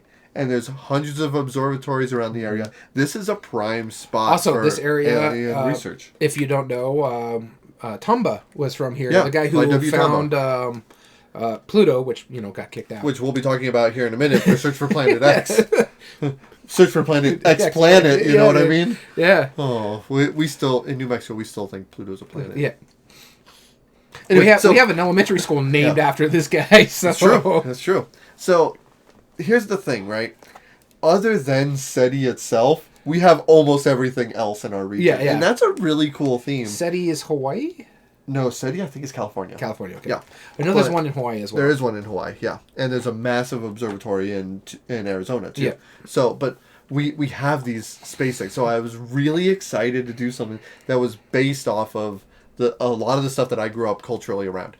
So, with that being said, I was excited that it also has different alien races that come out throughout the game. 2 are dealt out randomly out of the 5 in the base, which there's going to be more with the expansion. That's cool. It has a multi-level rotating board. You're exploring these planets. You're sending signals to them. You're trying to figure out information from those. You're trying to deduce by going to the planets and settling them and getting different resources. There's a bunch of moving parts, literally and figuratively, with the moving dials in the middle that overlap and all sorts of different cool things in exploration. With that being said, it was a huge letdown for me because what I talked about in TI4, the reason why I liked it is that when you are offered something that has this many choices, you want players to feel like you can delve into any of those choices and have a chance. So I was like, cool. I'm really excited. Like, my character is really good about sending signals. And so I was working on that area control thing around the planets. I was sending signal left and right and getting resources from it and all that stuff. I wasn't even close to winning. Yeah. It did not give me an opportunity. only you guys who started settling the planets had any chance of winning in that game. And the thing about it too is like I was forced to pivot to planet dropping because I was more about the like what you were doing, like the exploration, going out there and checking all these things out. But I could never get the stuff that allowed me to do my special ability because you start with a card that gives you abilities and stuff like that. I could never do it. So I'm like, okay, I got to pivot. I'm going to play this card out. Now I'm going to have this special ability. I'm going to do all this and that. And so I had to make that pivot. Yeah. So I don't disagree with you whatsoever. I didn't feel clever at all in this game, and yet somehow I won. Yeah. I didn't know what I was doing half the time. I was like, you and me kept looking at each other, and I'm like, I don't know what I'm doing. I'm leading somehow. And like the guys were making fun of me. It's like, how do you not know what you're doing? You got the most points. I'm like, I just saw that. It gave me points. I took the points. That's all I did. And one of the biggest arguments that I've been hearing lately that we discovered firsthand, I didn't even know about this argument until that is that once one alien race is like revealed, that's kind of the only one that matters. Yeah, when the second one comes up, sure, okay, whatever. Right? Nobody cares. You only care about the first one. Because you want to be the first one to like drop something on there because that's where you're going to score your most points because it's going to be hard to get that other one up. Right. Oh, yeah, exactly. Board Game Bard. I have that same argument with Lost Ruins of Arnak. If you don't work on the research track, you're done. Now, the expansion fixed that. It does fix that, yeah. It makes it so much better because for the exploration part, yeah. But you are 100% right. Yeah. If you're not focusing on one aspect of the game, then you might as well pack up and leave. Yeah, that's the big thing is too. Is like you need to like hyper focus, and the main hyper focus is planet landing. Yes. And the big thing about that as well is not only are you got to hyper focus. It's just that you're spinning your entire thing. You got to dabble a little bit in everything else, but you have to hyper focus on that. And that was my big issue with it too. Right. Same. I do like the game itself is fine, but here's my thing. We're talking about like the length of time and scaling well. This thing really overstayed its welcome. When we're talking about like TI4 that we know is going to be a long game, but doesn't feel like it's a long game. This we knew was going to be a long game, and it felt like it was How long did SETI say on the box? I think it only says like 90 minutes. I think it's supposed to be like 30 or 45 minutes per player, I think is what it says. But I'll look. Yeah, sure. But I think it's what it is. But it just felt really, really long. It really outstayed its welcome. Yeah. And again, like when we revealed that alien race, we're like, cool. Oh, wait, no, this is now the second half of the game? I thought we were almost done. What in the world? It's like, I'm not ready for this, you know. And it was unpleasant. It was a bit of a disappointment. Like I said, I agree with you. It's a fine game. I wouldn't mind playing it again somewhere down the road, but I wanted to own the game. After playing it, you and I both. We both had it on our wish list, and then as soon as we played it, we're cool. Take off the wish list. Yeah. I've never had to take off a game during that game. That fast, yeah. You were telling me, is like, we were playing the game halfway through when you were looking at your phone, it was because you were taking it off your wish list. I am so glad our friend Dammit Dom does not listen to our podcast. Because, and again, I will play it again if he wants to play it. If he wants to play it. I will never shut off that game. It's not so bad. It's not broken. Yeah. It's not, well, I mean, it is. But it's not unpleasant to the point where I would not play it again. Yeah. But I can't guarantee I wouldn't think that after the next play. Yeah. Like, I mean, because obviously as soon as I go into it, next game, I'll be like, well, I have to do the planets, right? Yeah. And I'm going to feel that constriction. It's like, well, if I get majorities on these signals, sure, whatever, I guess I did. Yeah. But really, I'm going to have to know it. And then it's like, you know, whatever. Yeah. So the other game that mentioned is also that I have to argue for.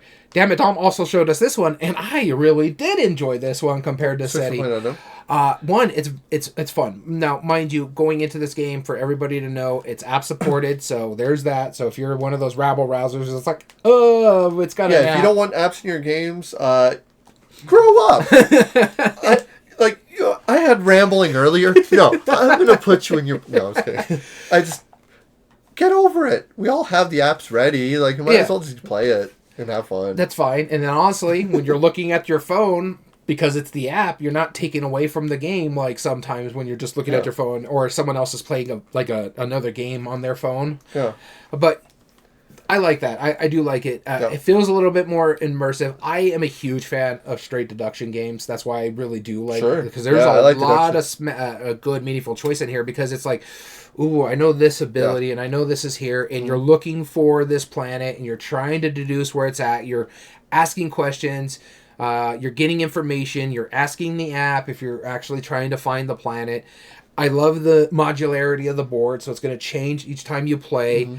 Uh, I like board games more than I like video games. I spend way more on board games than I do video games. I used to like video games more. Yeah. But honestly, compared to SETI, I like Search for Planet X more. And I'm looking at our thing. I feel it's a little bit more immersive, even though there's not a lot of playing talk in this game.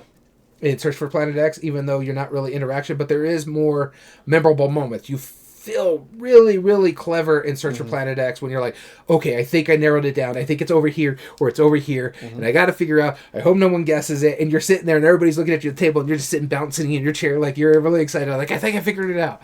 I love that. The game is fun to lose, more so than SETI. Like, I won the game in SETI, and I was even like, you know what, I will play it again if somebody else wants to play it, but I don't need to play it again if I don't ever have to play it again, you know what I mean?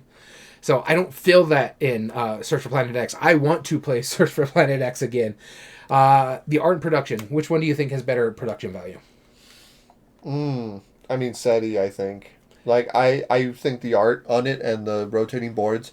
That is really neat. They found a really good system of putting the 3D disc on the inside and just having it just by the component, like being able to rotate around that. It handles really well, and even the little notches that they put on the gaps, like on the side of it, helps make it so it's a sturdy balance. And both of them are really readable, so there's that on the graphic design. We don't have to worry about the color blindness aspect of it.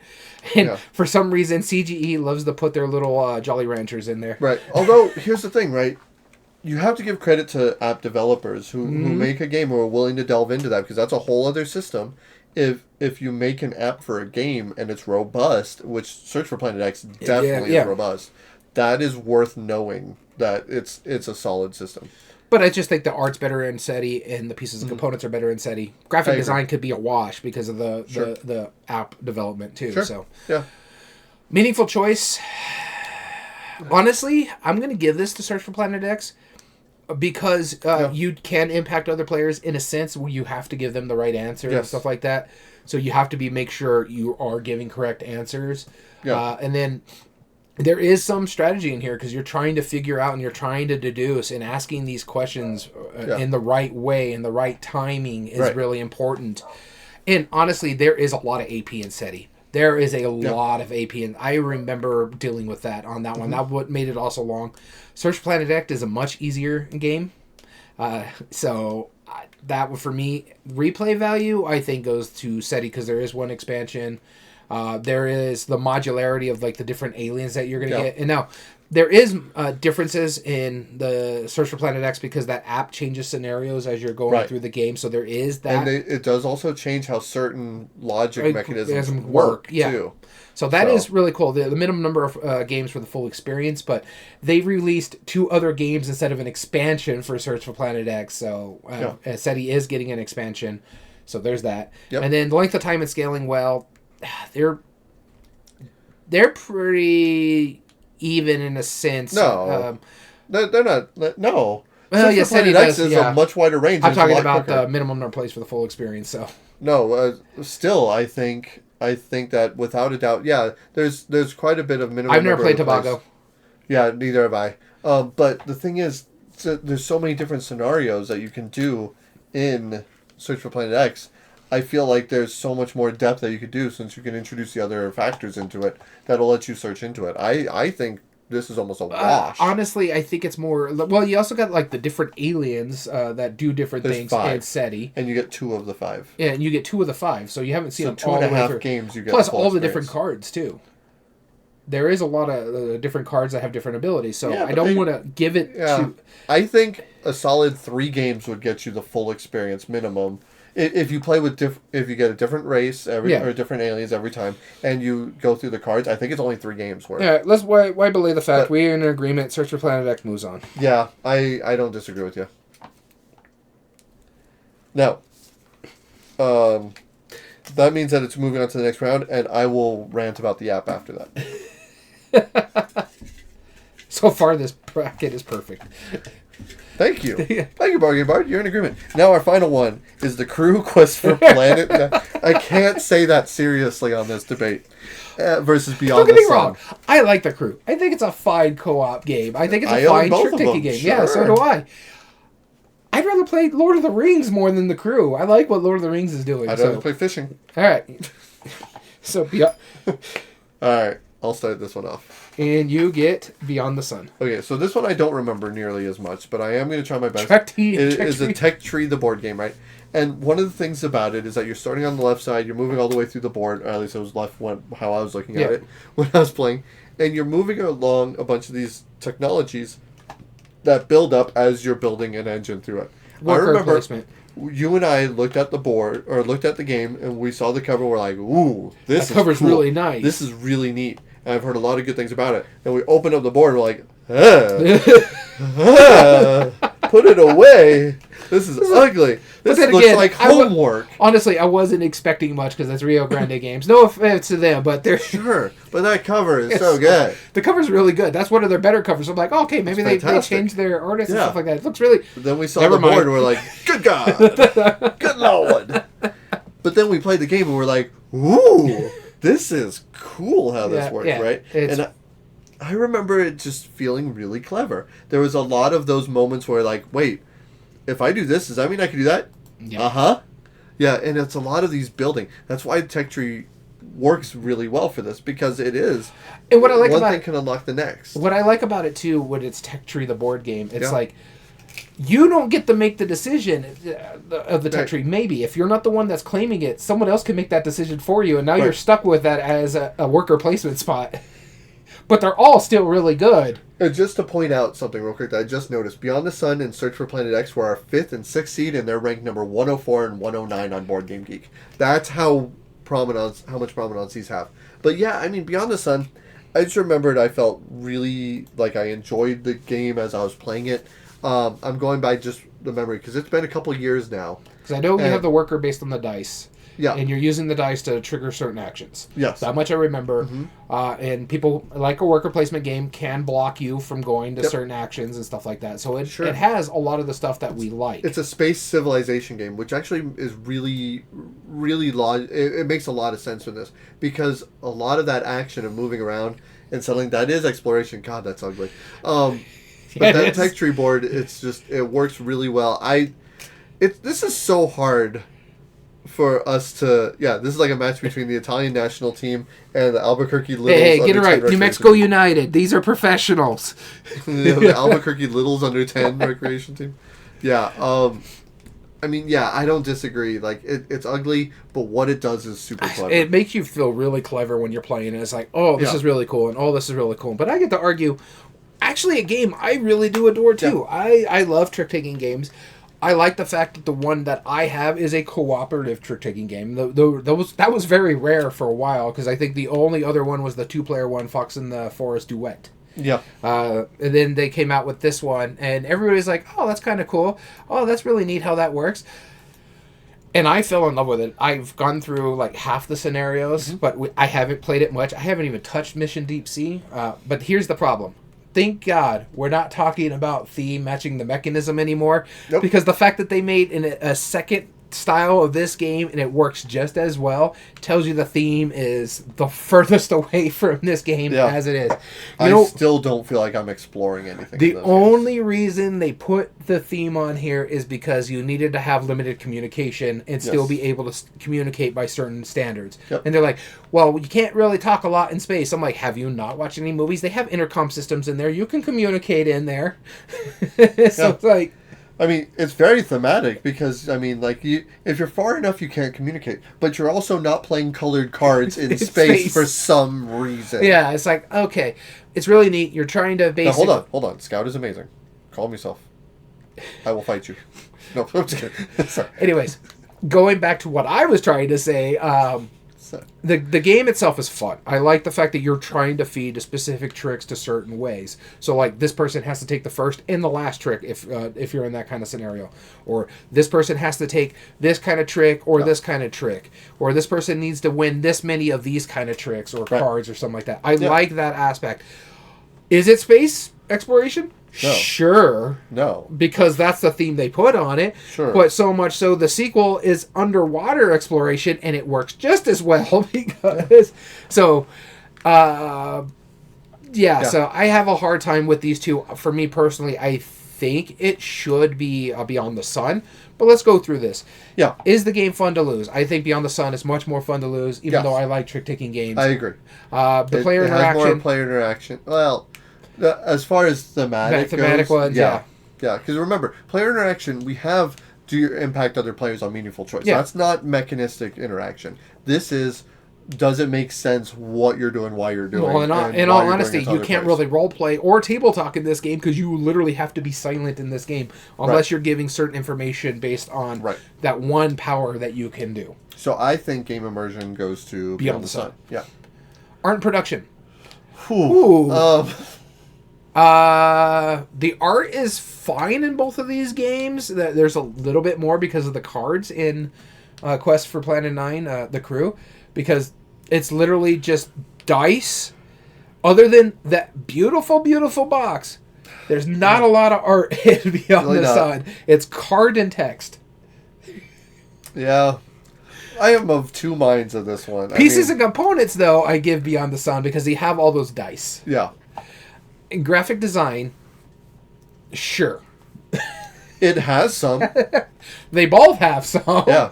Actually, sure. I argue Beyond the Sun has the worst graphic design because there is a lot of...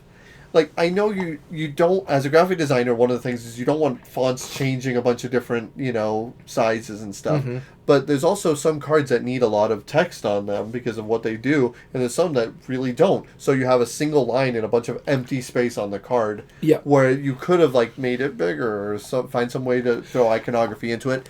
That's why I'm I would give art production probably to the crew. I would give it to. Although it does have smaller cards.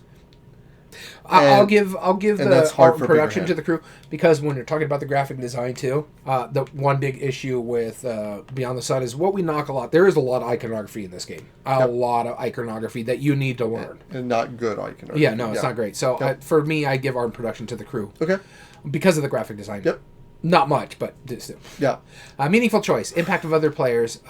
This is tricky. This is tricky because one's a trick-taking game, so you are impacting the group because it's cooperative. It's a very strong strategy game, and it's a tactical game, and people who play bridge professionally or have done so, they have a way to communicate in a way that normally you would it wouldn't make sense to anybody who is not that just so ingrained with the game.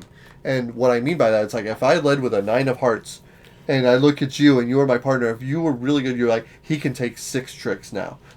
How do you say that, right? Yeah. But we would be able to develop that. And the crew really does utilize that. So I don't think there's arbitrary choices in it. I don't think that there's... I think there's a huge, deep yes and no. There is a little bit of arbitrary choices in there because you're beholden to a certain amount of cards.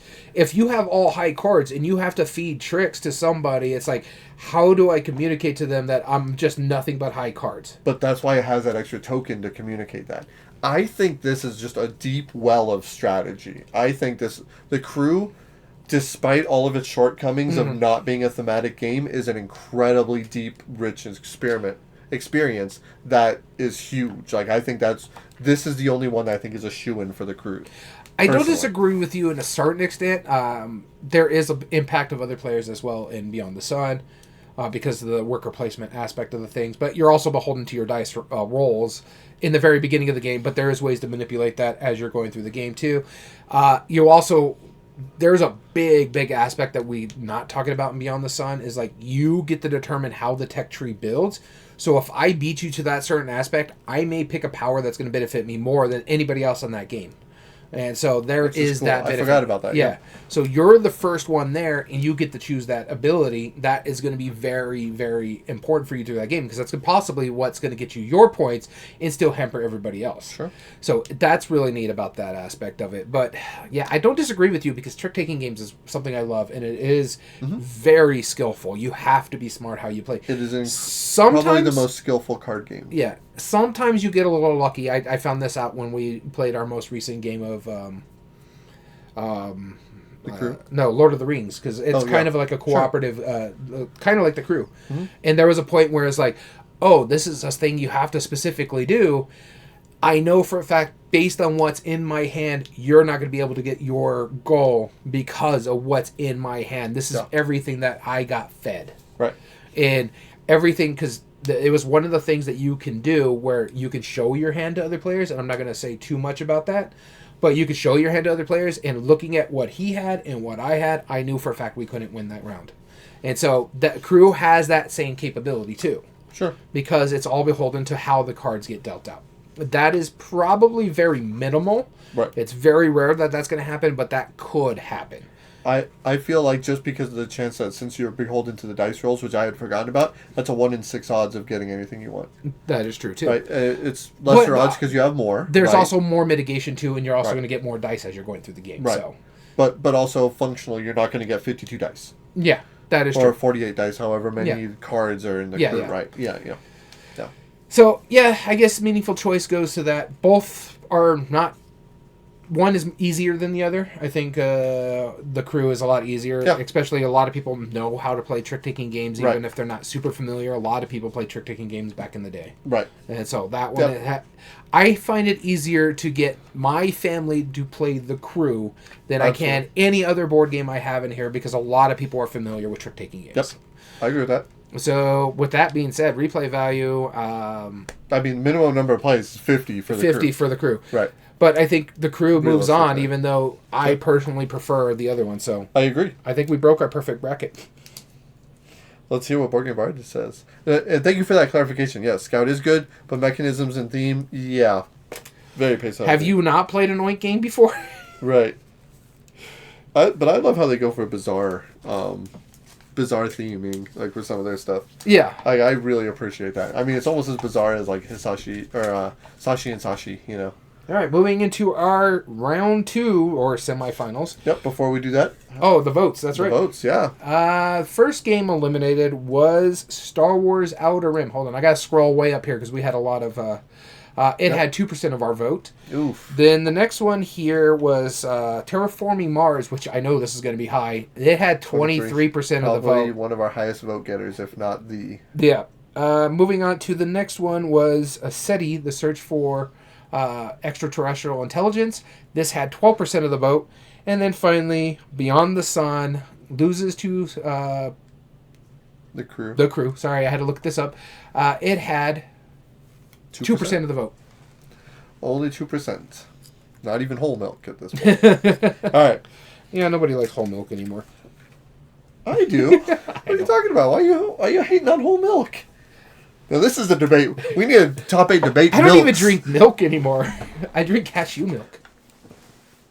Catch me outside. How about that? Get out. I will finish this with a Luminous Board Game Bard. Oh, sir, how dare you? Board Game Bard is a saint. All right, TI4 versus He's a bard, Planet not a Unknown. saint. That's true. Be a paladin at best, you know. All right, TI4 versus Planet Unknown. I'm starting us off. Hopefully, I get the easy TI4. one. Okay, this is the easy one.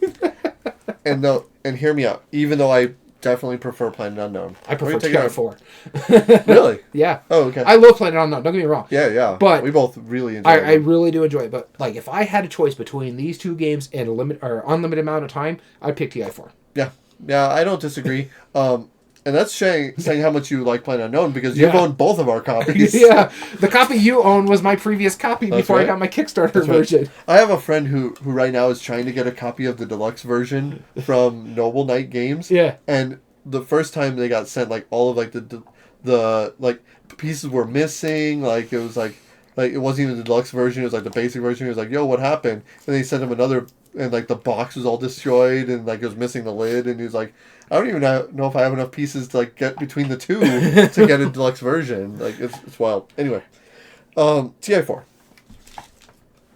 If we were to break this down, like, because in this semifinal round, we like to break it down category by category. Yeah. Because it really does bring that out. Planet Unknown, as much as it makes you feel clever, and there's a lot of really fun player interaction and memorable moments, I mean, TI4 is leagues above. Just because, like, again, sandboxing, or sandbox-esque games, I know it's a 4X game, so it's not a sandbox game technically, but it really does a good job of letting you explore all of those different types. It's a sandbox in the aspect that you can do whatever you want to do. Yes, yeah, exactly. And each of those 4, explore, exploit, exterminate and expand, they function. They do it. This is the quintessential 4X game. Mm-hmm. And there's a reason people play it at conventions or like play it multiple times. Apparently Board Game Bard has played it 35 times this year so far. Which is probably every weekend, which is about. He's played it 35 more times than I have this year. I do need to get a game night with it in. And I mean, it's just like, that's an impressive amount to play. And people who love this game for a reason. This is their number one game of all time. And there's a reason it was ranked so high on Board Game Geek as well. And it is our number one seed for a reason. So the game immersion, I feel like it does feel like you are exploring, you're expanding, you're doing all of these things that, although... 5th on Board Game Geek overall. Yeah, number 5, yeah, exactly. And even though Planet Unknown has some really fun variations that they do, I don't feel like it's as immersive of a game as a whole, because the whole package of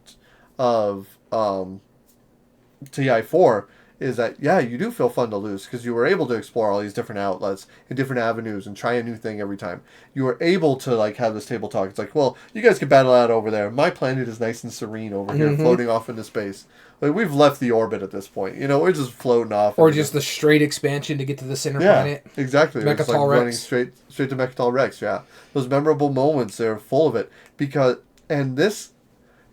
you know you're getting into such a big game, you're getting the players you want to play with, and the memorable moments is created amongst the game day that you created. You grilled us up some food or smoked us up some brisket during that day, I think, right? No, I think I grilled burgers and hot dogs that day. Grilled burgers and hot dogs. And it's like, that was just a fun camp out day, you know, something that we would want to go experience because it's the whole experience, a memorable moment. I was thoroughly impressed with it. Yeah, no, it's a fantastic That's my memorable moment. As much as I love Planet Unknown, I mean, I can't argue that. Piece of components are leagues above, although, again, the piece of components in Planet Unknown are really fantastic. Good. We'll come back to that. I don't know if the pieces of components are better in this. They're more expensive, yes, and they're nice because all the sculpts are different. I don't know, that legally distinct Death Star looks really nice on the board. That's true. Yeah, that's pretty good. But I mean, also that Lazy Susan and the recessed boards, they're really clean. They're solid what they do. Meaningful choice. I mean, that's just TI4. I mean, it just is. I mean, yeah, it's longer, but that's about it. Ease of play is Planet Unknown. Replay value is also TI4. I think this is 4-1. That's my opinion. So, for me, I have to argue for Planet Unknown. I agree with everything you said about game immersion. As much as I like Planet Unknown, as much as that the memorable moment really drives me, going up those tracks or playing that specific thing was like, oh, I'm up on this track, and now I moved over here, and I'm on this track, and then I moved over here, and now I'm on this track. I love that aspect of it, too. I think that is so cool, like how asymmetrical it is. There's just more asymmetry in Terraforming Mars where you get more into that role-playing. I personally get art and production to Planet Unknown. Yeah, the planets are nice, the little ships are nice, the sculpts are not that different. War Suns, that's what they're called. The art is a little bit better for me in Planet Unknown, even though I love the art, the character arts and stuff like that. Actually, no, I think the art's better in TI4, just because of the way the characters are drawn, and how distinct the different characters' abilities are when you get into these bigger ships, like their dreadnoughts and their War Suns and stuff like that. That's really neat. I don't disagree with you. Meaningful choice, hands down, is TI4, because you have to be very tactical what you're doing with this one. You have to really drive into playing your character and role-playing your character. You could still win if you don't, but it just makes more sense when you're like, oh, I'm the turtle. I need to build up my resources over here. This way, Gamehead Geek's going to come at me. I got to go make sure I'm protected because I know he's that war guy and he's right next to me. So that kind of thing. And it was funny because you and me were minding our own business, doing our own thing. And Damn It Dom and Gamehead Geek were going straight for Mechatol Rex, and you and me are just sitting there like, you guys, yeah, you go have fun. Grab popcorn. Let's see how this works. I'm going to just go to this planet. I'm going to get the resources here, build up my things and stuff like that. This way, when they do start coming for me, I'm built up and ready to go.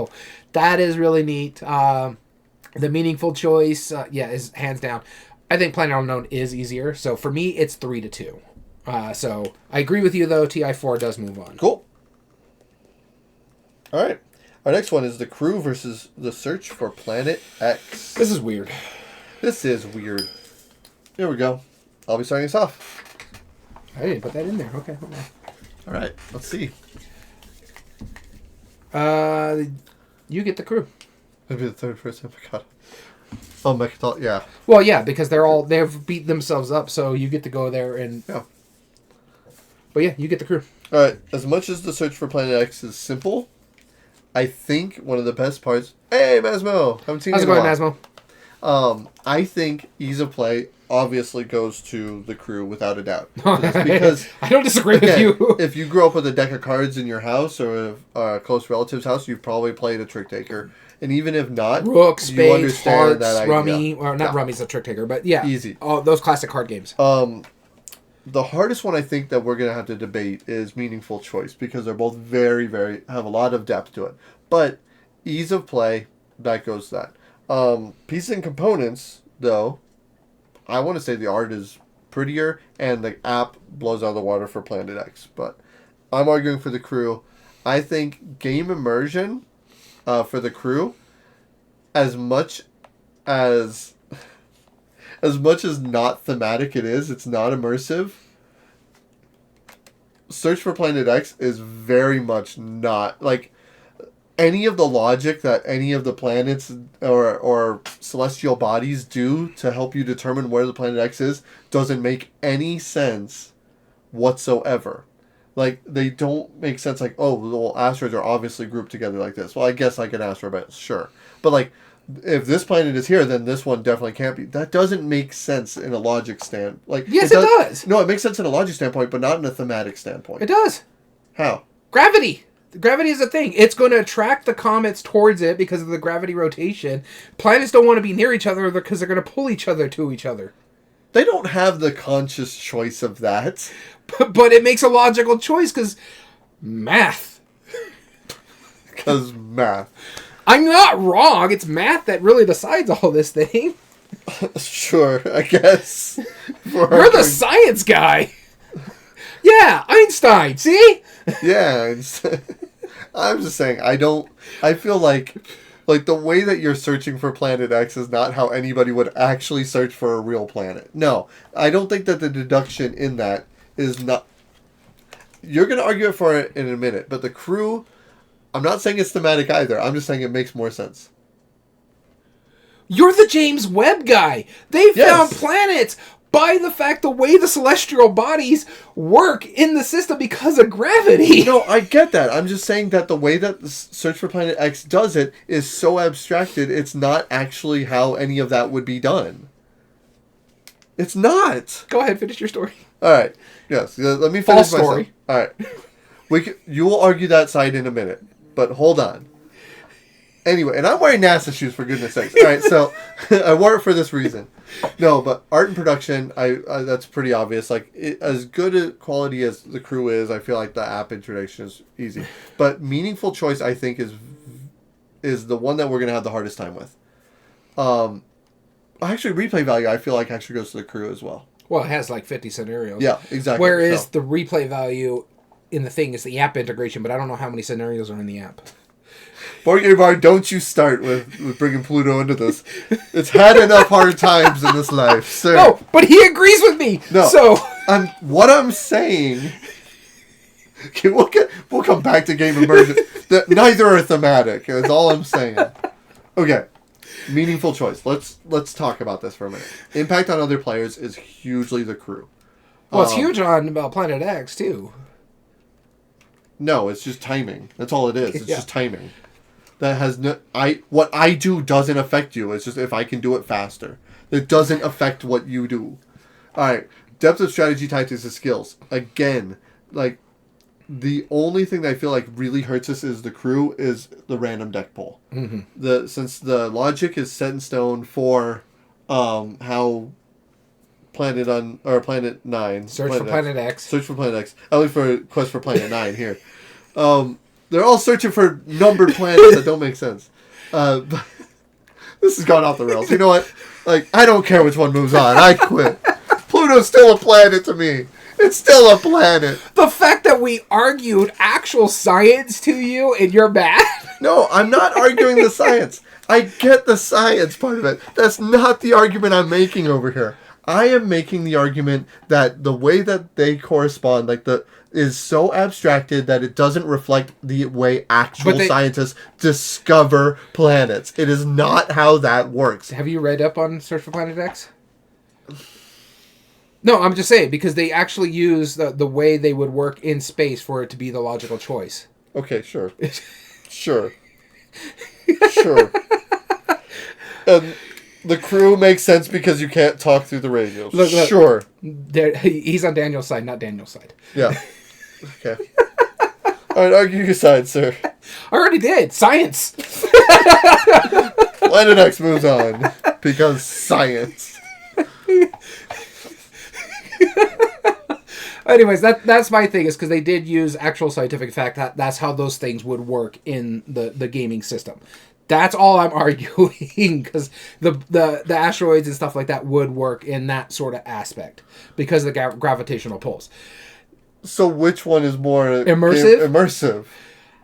Neither. In all honesty. Which one's more fun to lose? Both are fun to lose. They're fantastic games. I enjoy both of them.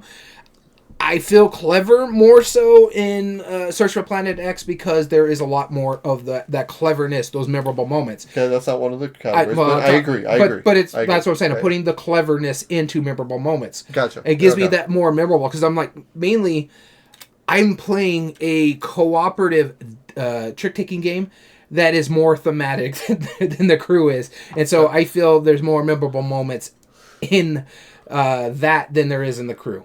The player interaction is there.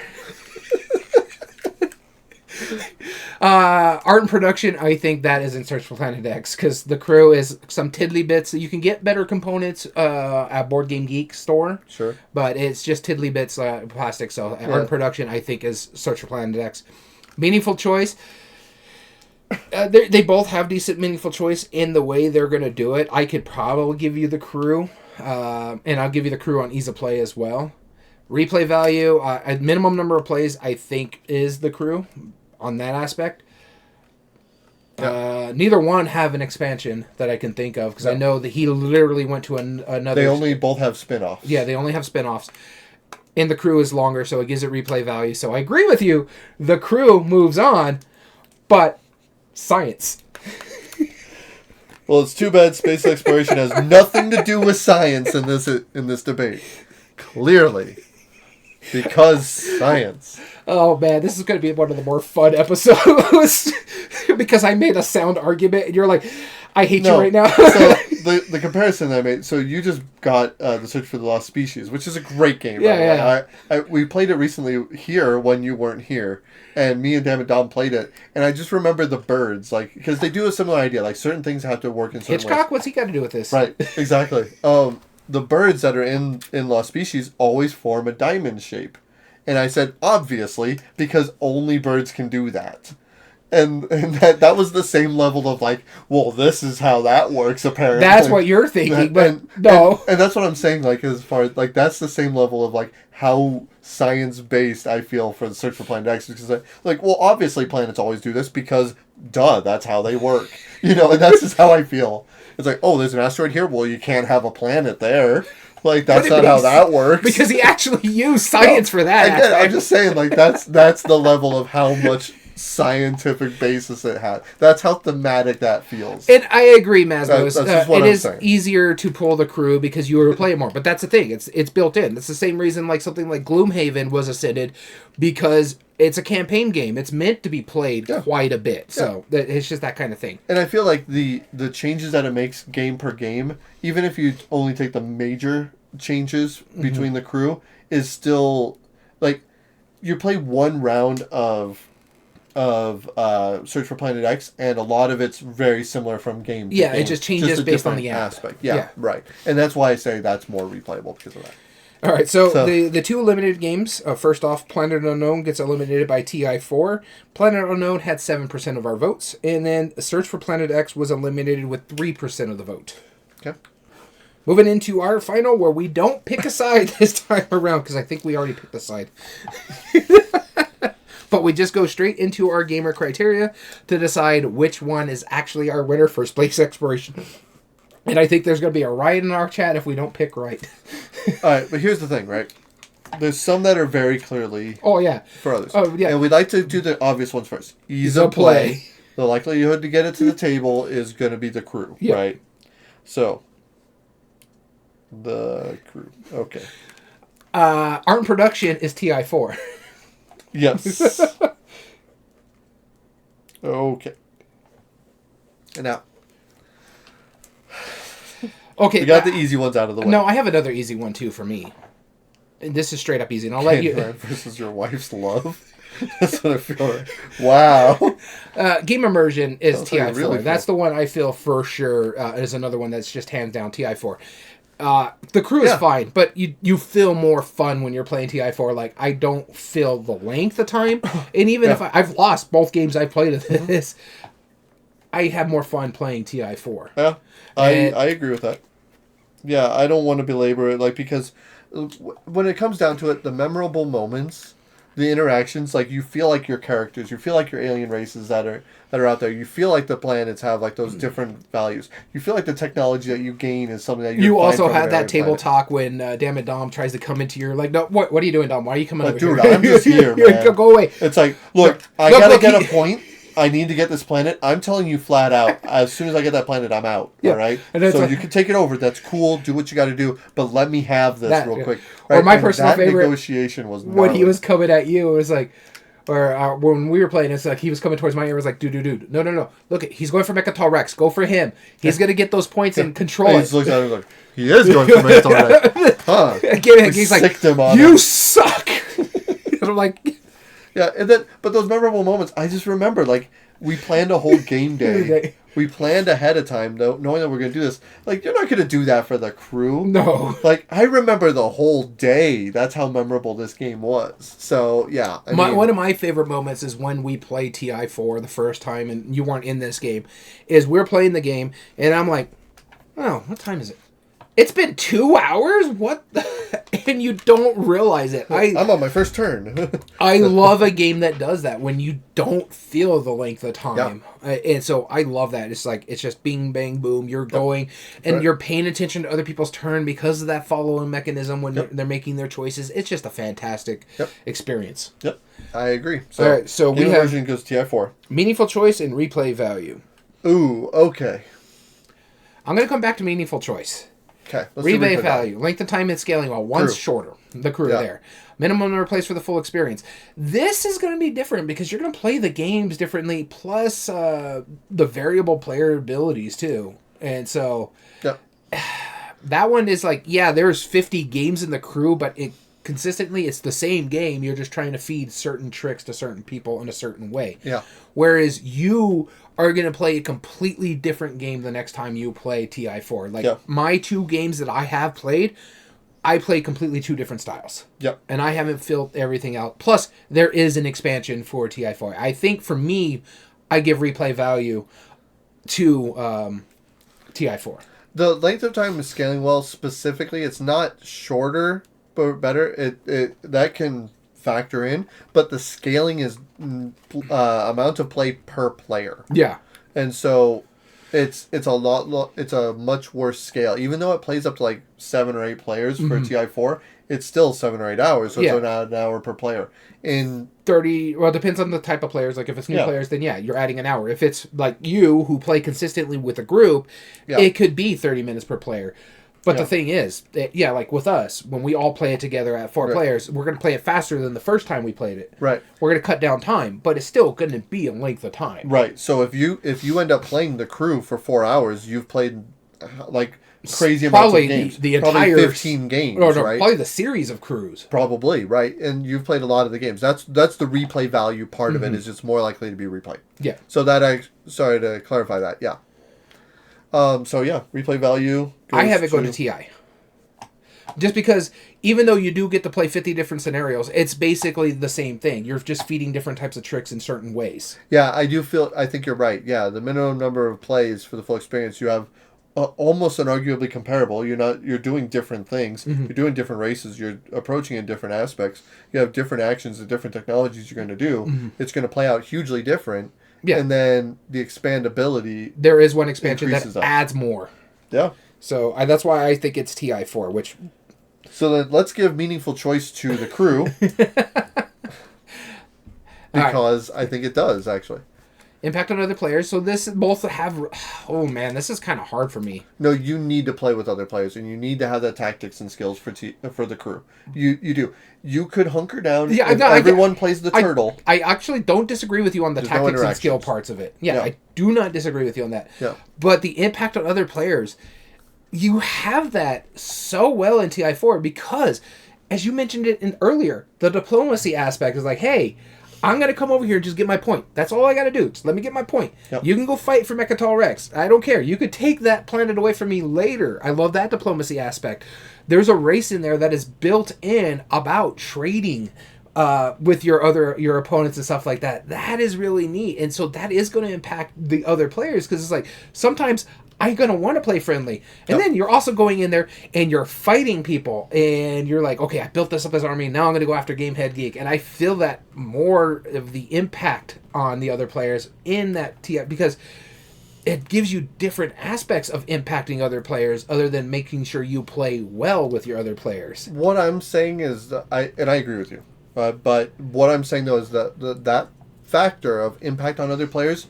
If I can turtle in a game and not interact with the player at all and still have a chance of winning, that's obvious. Like, you have to impact other players. Like, how you're feeding tricks to people on the crew. That's the only... I can't turtle in the crew. Like, I can't choose to optionally not impact other players. That is a definite factor in the crew that TI4 has the option of, I don't have to interact with other people. Verbally, I will, but, like, Yeah, you eventually have to stop being a turtle. Right, but eventually. Yeah. Whereas TI4, the crew, every card you play will impact everything you do from that point on. Yeah, I don't disagree with you, but I can't, like, for me, at most, it's a wash. I can't, because there is a lot of impacting on other players. Yeah. Likelihood to get to the table? They're both space themed. We're not talking about Easy Play. Easy Play's already gone. Sorry. Depth of strategy tactic. Okay. I give you that, the crew. That's the crew. Yeah. Right. And then arbitrary choices. In AP, both TI4 has AP. It does have arbitrary choices because when you're battling, it is all about a dice roll. Yep. But there is arbitrary choices based on the card pickup too. So sure, for the crew. Yeah, so it's a little... So let's call that a wash also, and then give meaningful choices to the crew. Yeah. Then give it its fair justice. Yeah, though? Yeah, I'm not disagreeing. But either way, TI4 won. 3-2. And TI4, arguably, I mean... It's the only one that really has the exploration part of it. Yeah, and let's be honest, Twilight Imperium 4th Edition... If it didn't win to the crew... Again, we would have a riot in here. We would have... people would just stop. We would have to retire. Realistically, we would have to retire. Like, because people would, like, picket our lawn and, like... I agree, Board Game Bard, but it is dice rolls at its core, so that leads to arbitrary choices. you still got our backs. All right. Can you imagine if we're like, and space exploration goes to the crew? I wouldn't feel comfortable. No, I wouldn't. There's been debates that have fallen that way before, but this one I just... Yeah, this one really fits that this should have been the winner, and that there is a reason why it's number 5 on Board Game Geek. There's a reason why it was a number 1 seed in this one. It is a... And I just realized what I like about this, too. This is the first time we've been able to argue TI4 on a... Yes. So that's really cool. Okay, here's how strongly I felt about this win. But he says he wouldn't remove the knives from our back. Yeah, that's fair. It'd be gross, probably. Here's the thing. Yeah, you could play between the paws of TI4. You could play the crew in between. Here's the thing. I'm looking against it, the other 7 that are in our category. Mm-hmm. I would argue I think TI4 would beat every single one of them. Like, if it went 1-1 with every single one of them, I think it would actually come out on top for every single one. I don't disagree with you. Yeah. The only one I think could have given a run for its money, it's not even on our list, is when I picked Last Light as my honorable mention, because it gives you a lot of that experience in a short amount of time. Yep. And there's a lot of variable races in there too. So, but just the way TI4 works, it's almost perfection. There's a reason why it's a 4th edition, because they keep streamlining it every single time. Yeah. I just wish that it was shorter. No, honestly... Not because I want it to be shorter, but just because, like, I would like to be able to introduce this to other groups that wouldn't be able to do a full day. Well, with everybody getting a dual version, what's the over-under Twilight Imperium dual? Twilight Imperium we dual? have Inscription. We have a roll and write version of the game. Let's do a roll and move version of it. Get a 2-player Twilight Imperium duel that takes you 2 hours. Right. No, you know what? It needs to be a dexterity game. It needs to be a dexterity game. They have one. It's called Ascending Empires or something like that. Dexterity 4X from the new Play to Z or something like that. Oh, okay. That's pretty dope. Yeah. I'm not gonna lie. All right. Anyway, we've belabored this too long. We hope you've enjoyed this episode today. If you ever want to join us or contact us directly, you can email us at everydayboardgames2020@gmail.com. Whether that's to enter in future contests, give us ideas for future episodes, or just reach out and say hello. We also have an Instagram.com/everydayboardgames, where we post silly stuff and what we've been playing lately. And I just post a reel there as of yesterday's award results for the Spiel des Jahres. I also moved my Kinderspiel winner to the Kinderspiel Did spot. you do a video for it? No, I didn't. Oh, come on. Do a video for it. I have so much on my plate, it's not even funny. It just takes 15 seconds. It's like, hey, congratulations, this win in the Kinderspiel. I'm putting it on my shelf. That's literally all I did. I mean, technically it was already on my shelf. It was up there, and it just moved over there. Yeah, it's got to move over there, though. It's got to move to the correct shelf. That's what I'm saying. All video re-uploads and reviews are found on YouTube under youtube.com/@everydayboardgames. And if you like what we do, there are 3 things you can do to help us grow on that platform. Subscribe if you're not, like the video, and comment down below and tell us your thoughts on the subject. We also stream our episodes live at twitch.tv/everydayboardgames, and we would very much encourage you to go on there and follow us so that way you can be notified when we join live. We love it when people comment live, like our friend Masmo and Board Game Bard. As you've been hearing the entire episode. As you've been hearing this entire episode. We love it. We love this conversation. Gets our rants going. It's great. So make sure you follow us there. And all audio versions can be found on most podcast platforms under Everyday Board Games Podcast. This includes Spotify, Amazon Music, Podbean, and Apple. So as always, we hope you've enjoyed today's episode of Everyday Board Games. Where's the rest of it? Yeah, thank you for listening to Everyday Board Games. And who are you? Oh, and as always, I've been your host, Daniel. And I've been your host, Daniel. And we're going to thank you for listening to Everyday Board Games. And remember, every day is a good day for board gaming. Off the rails.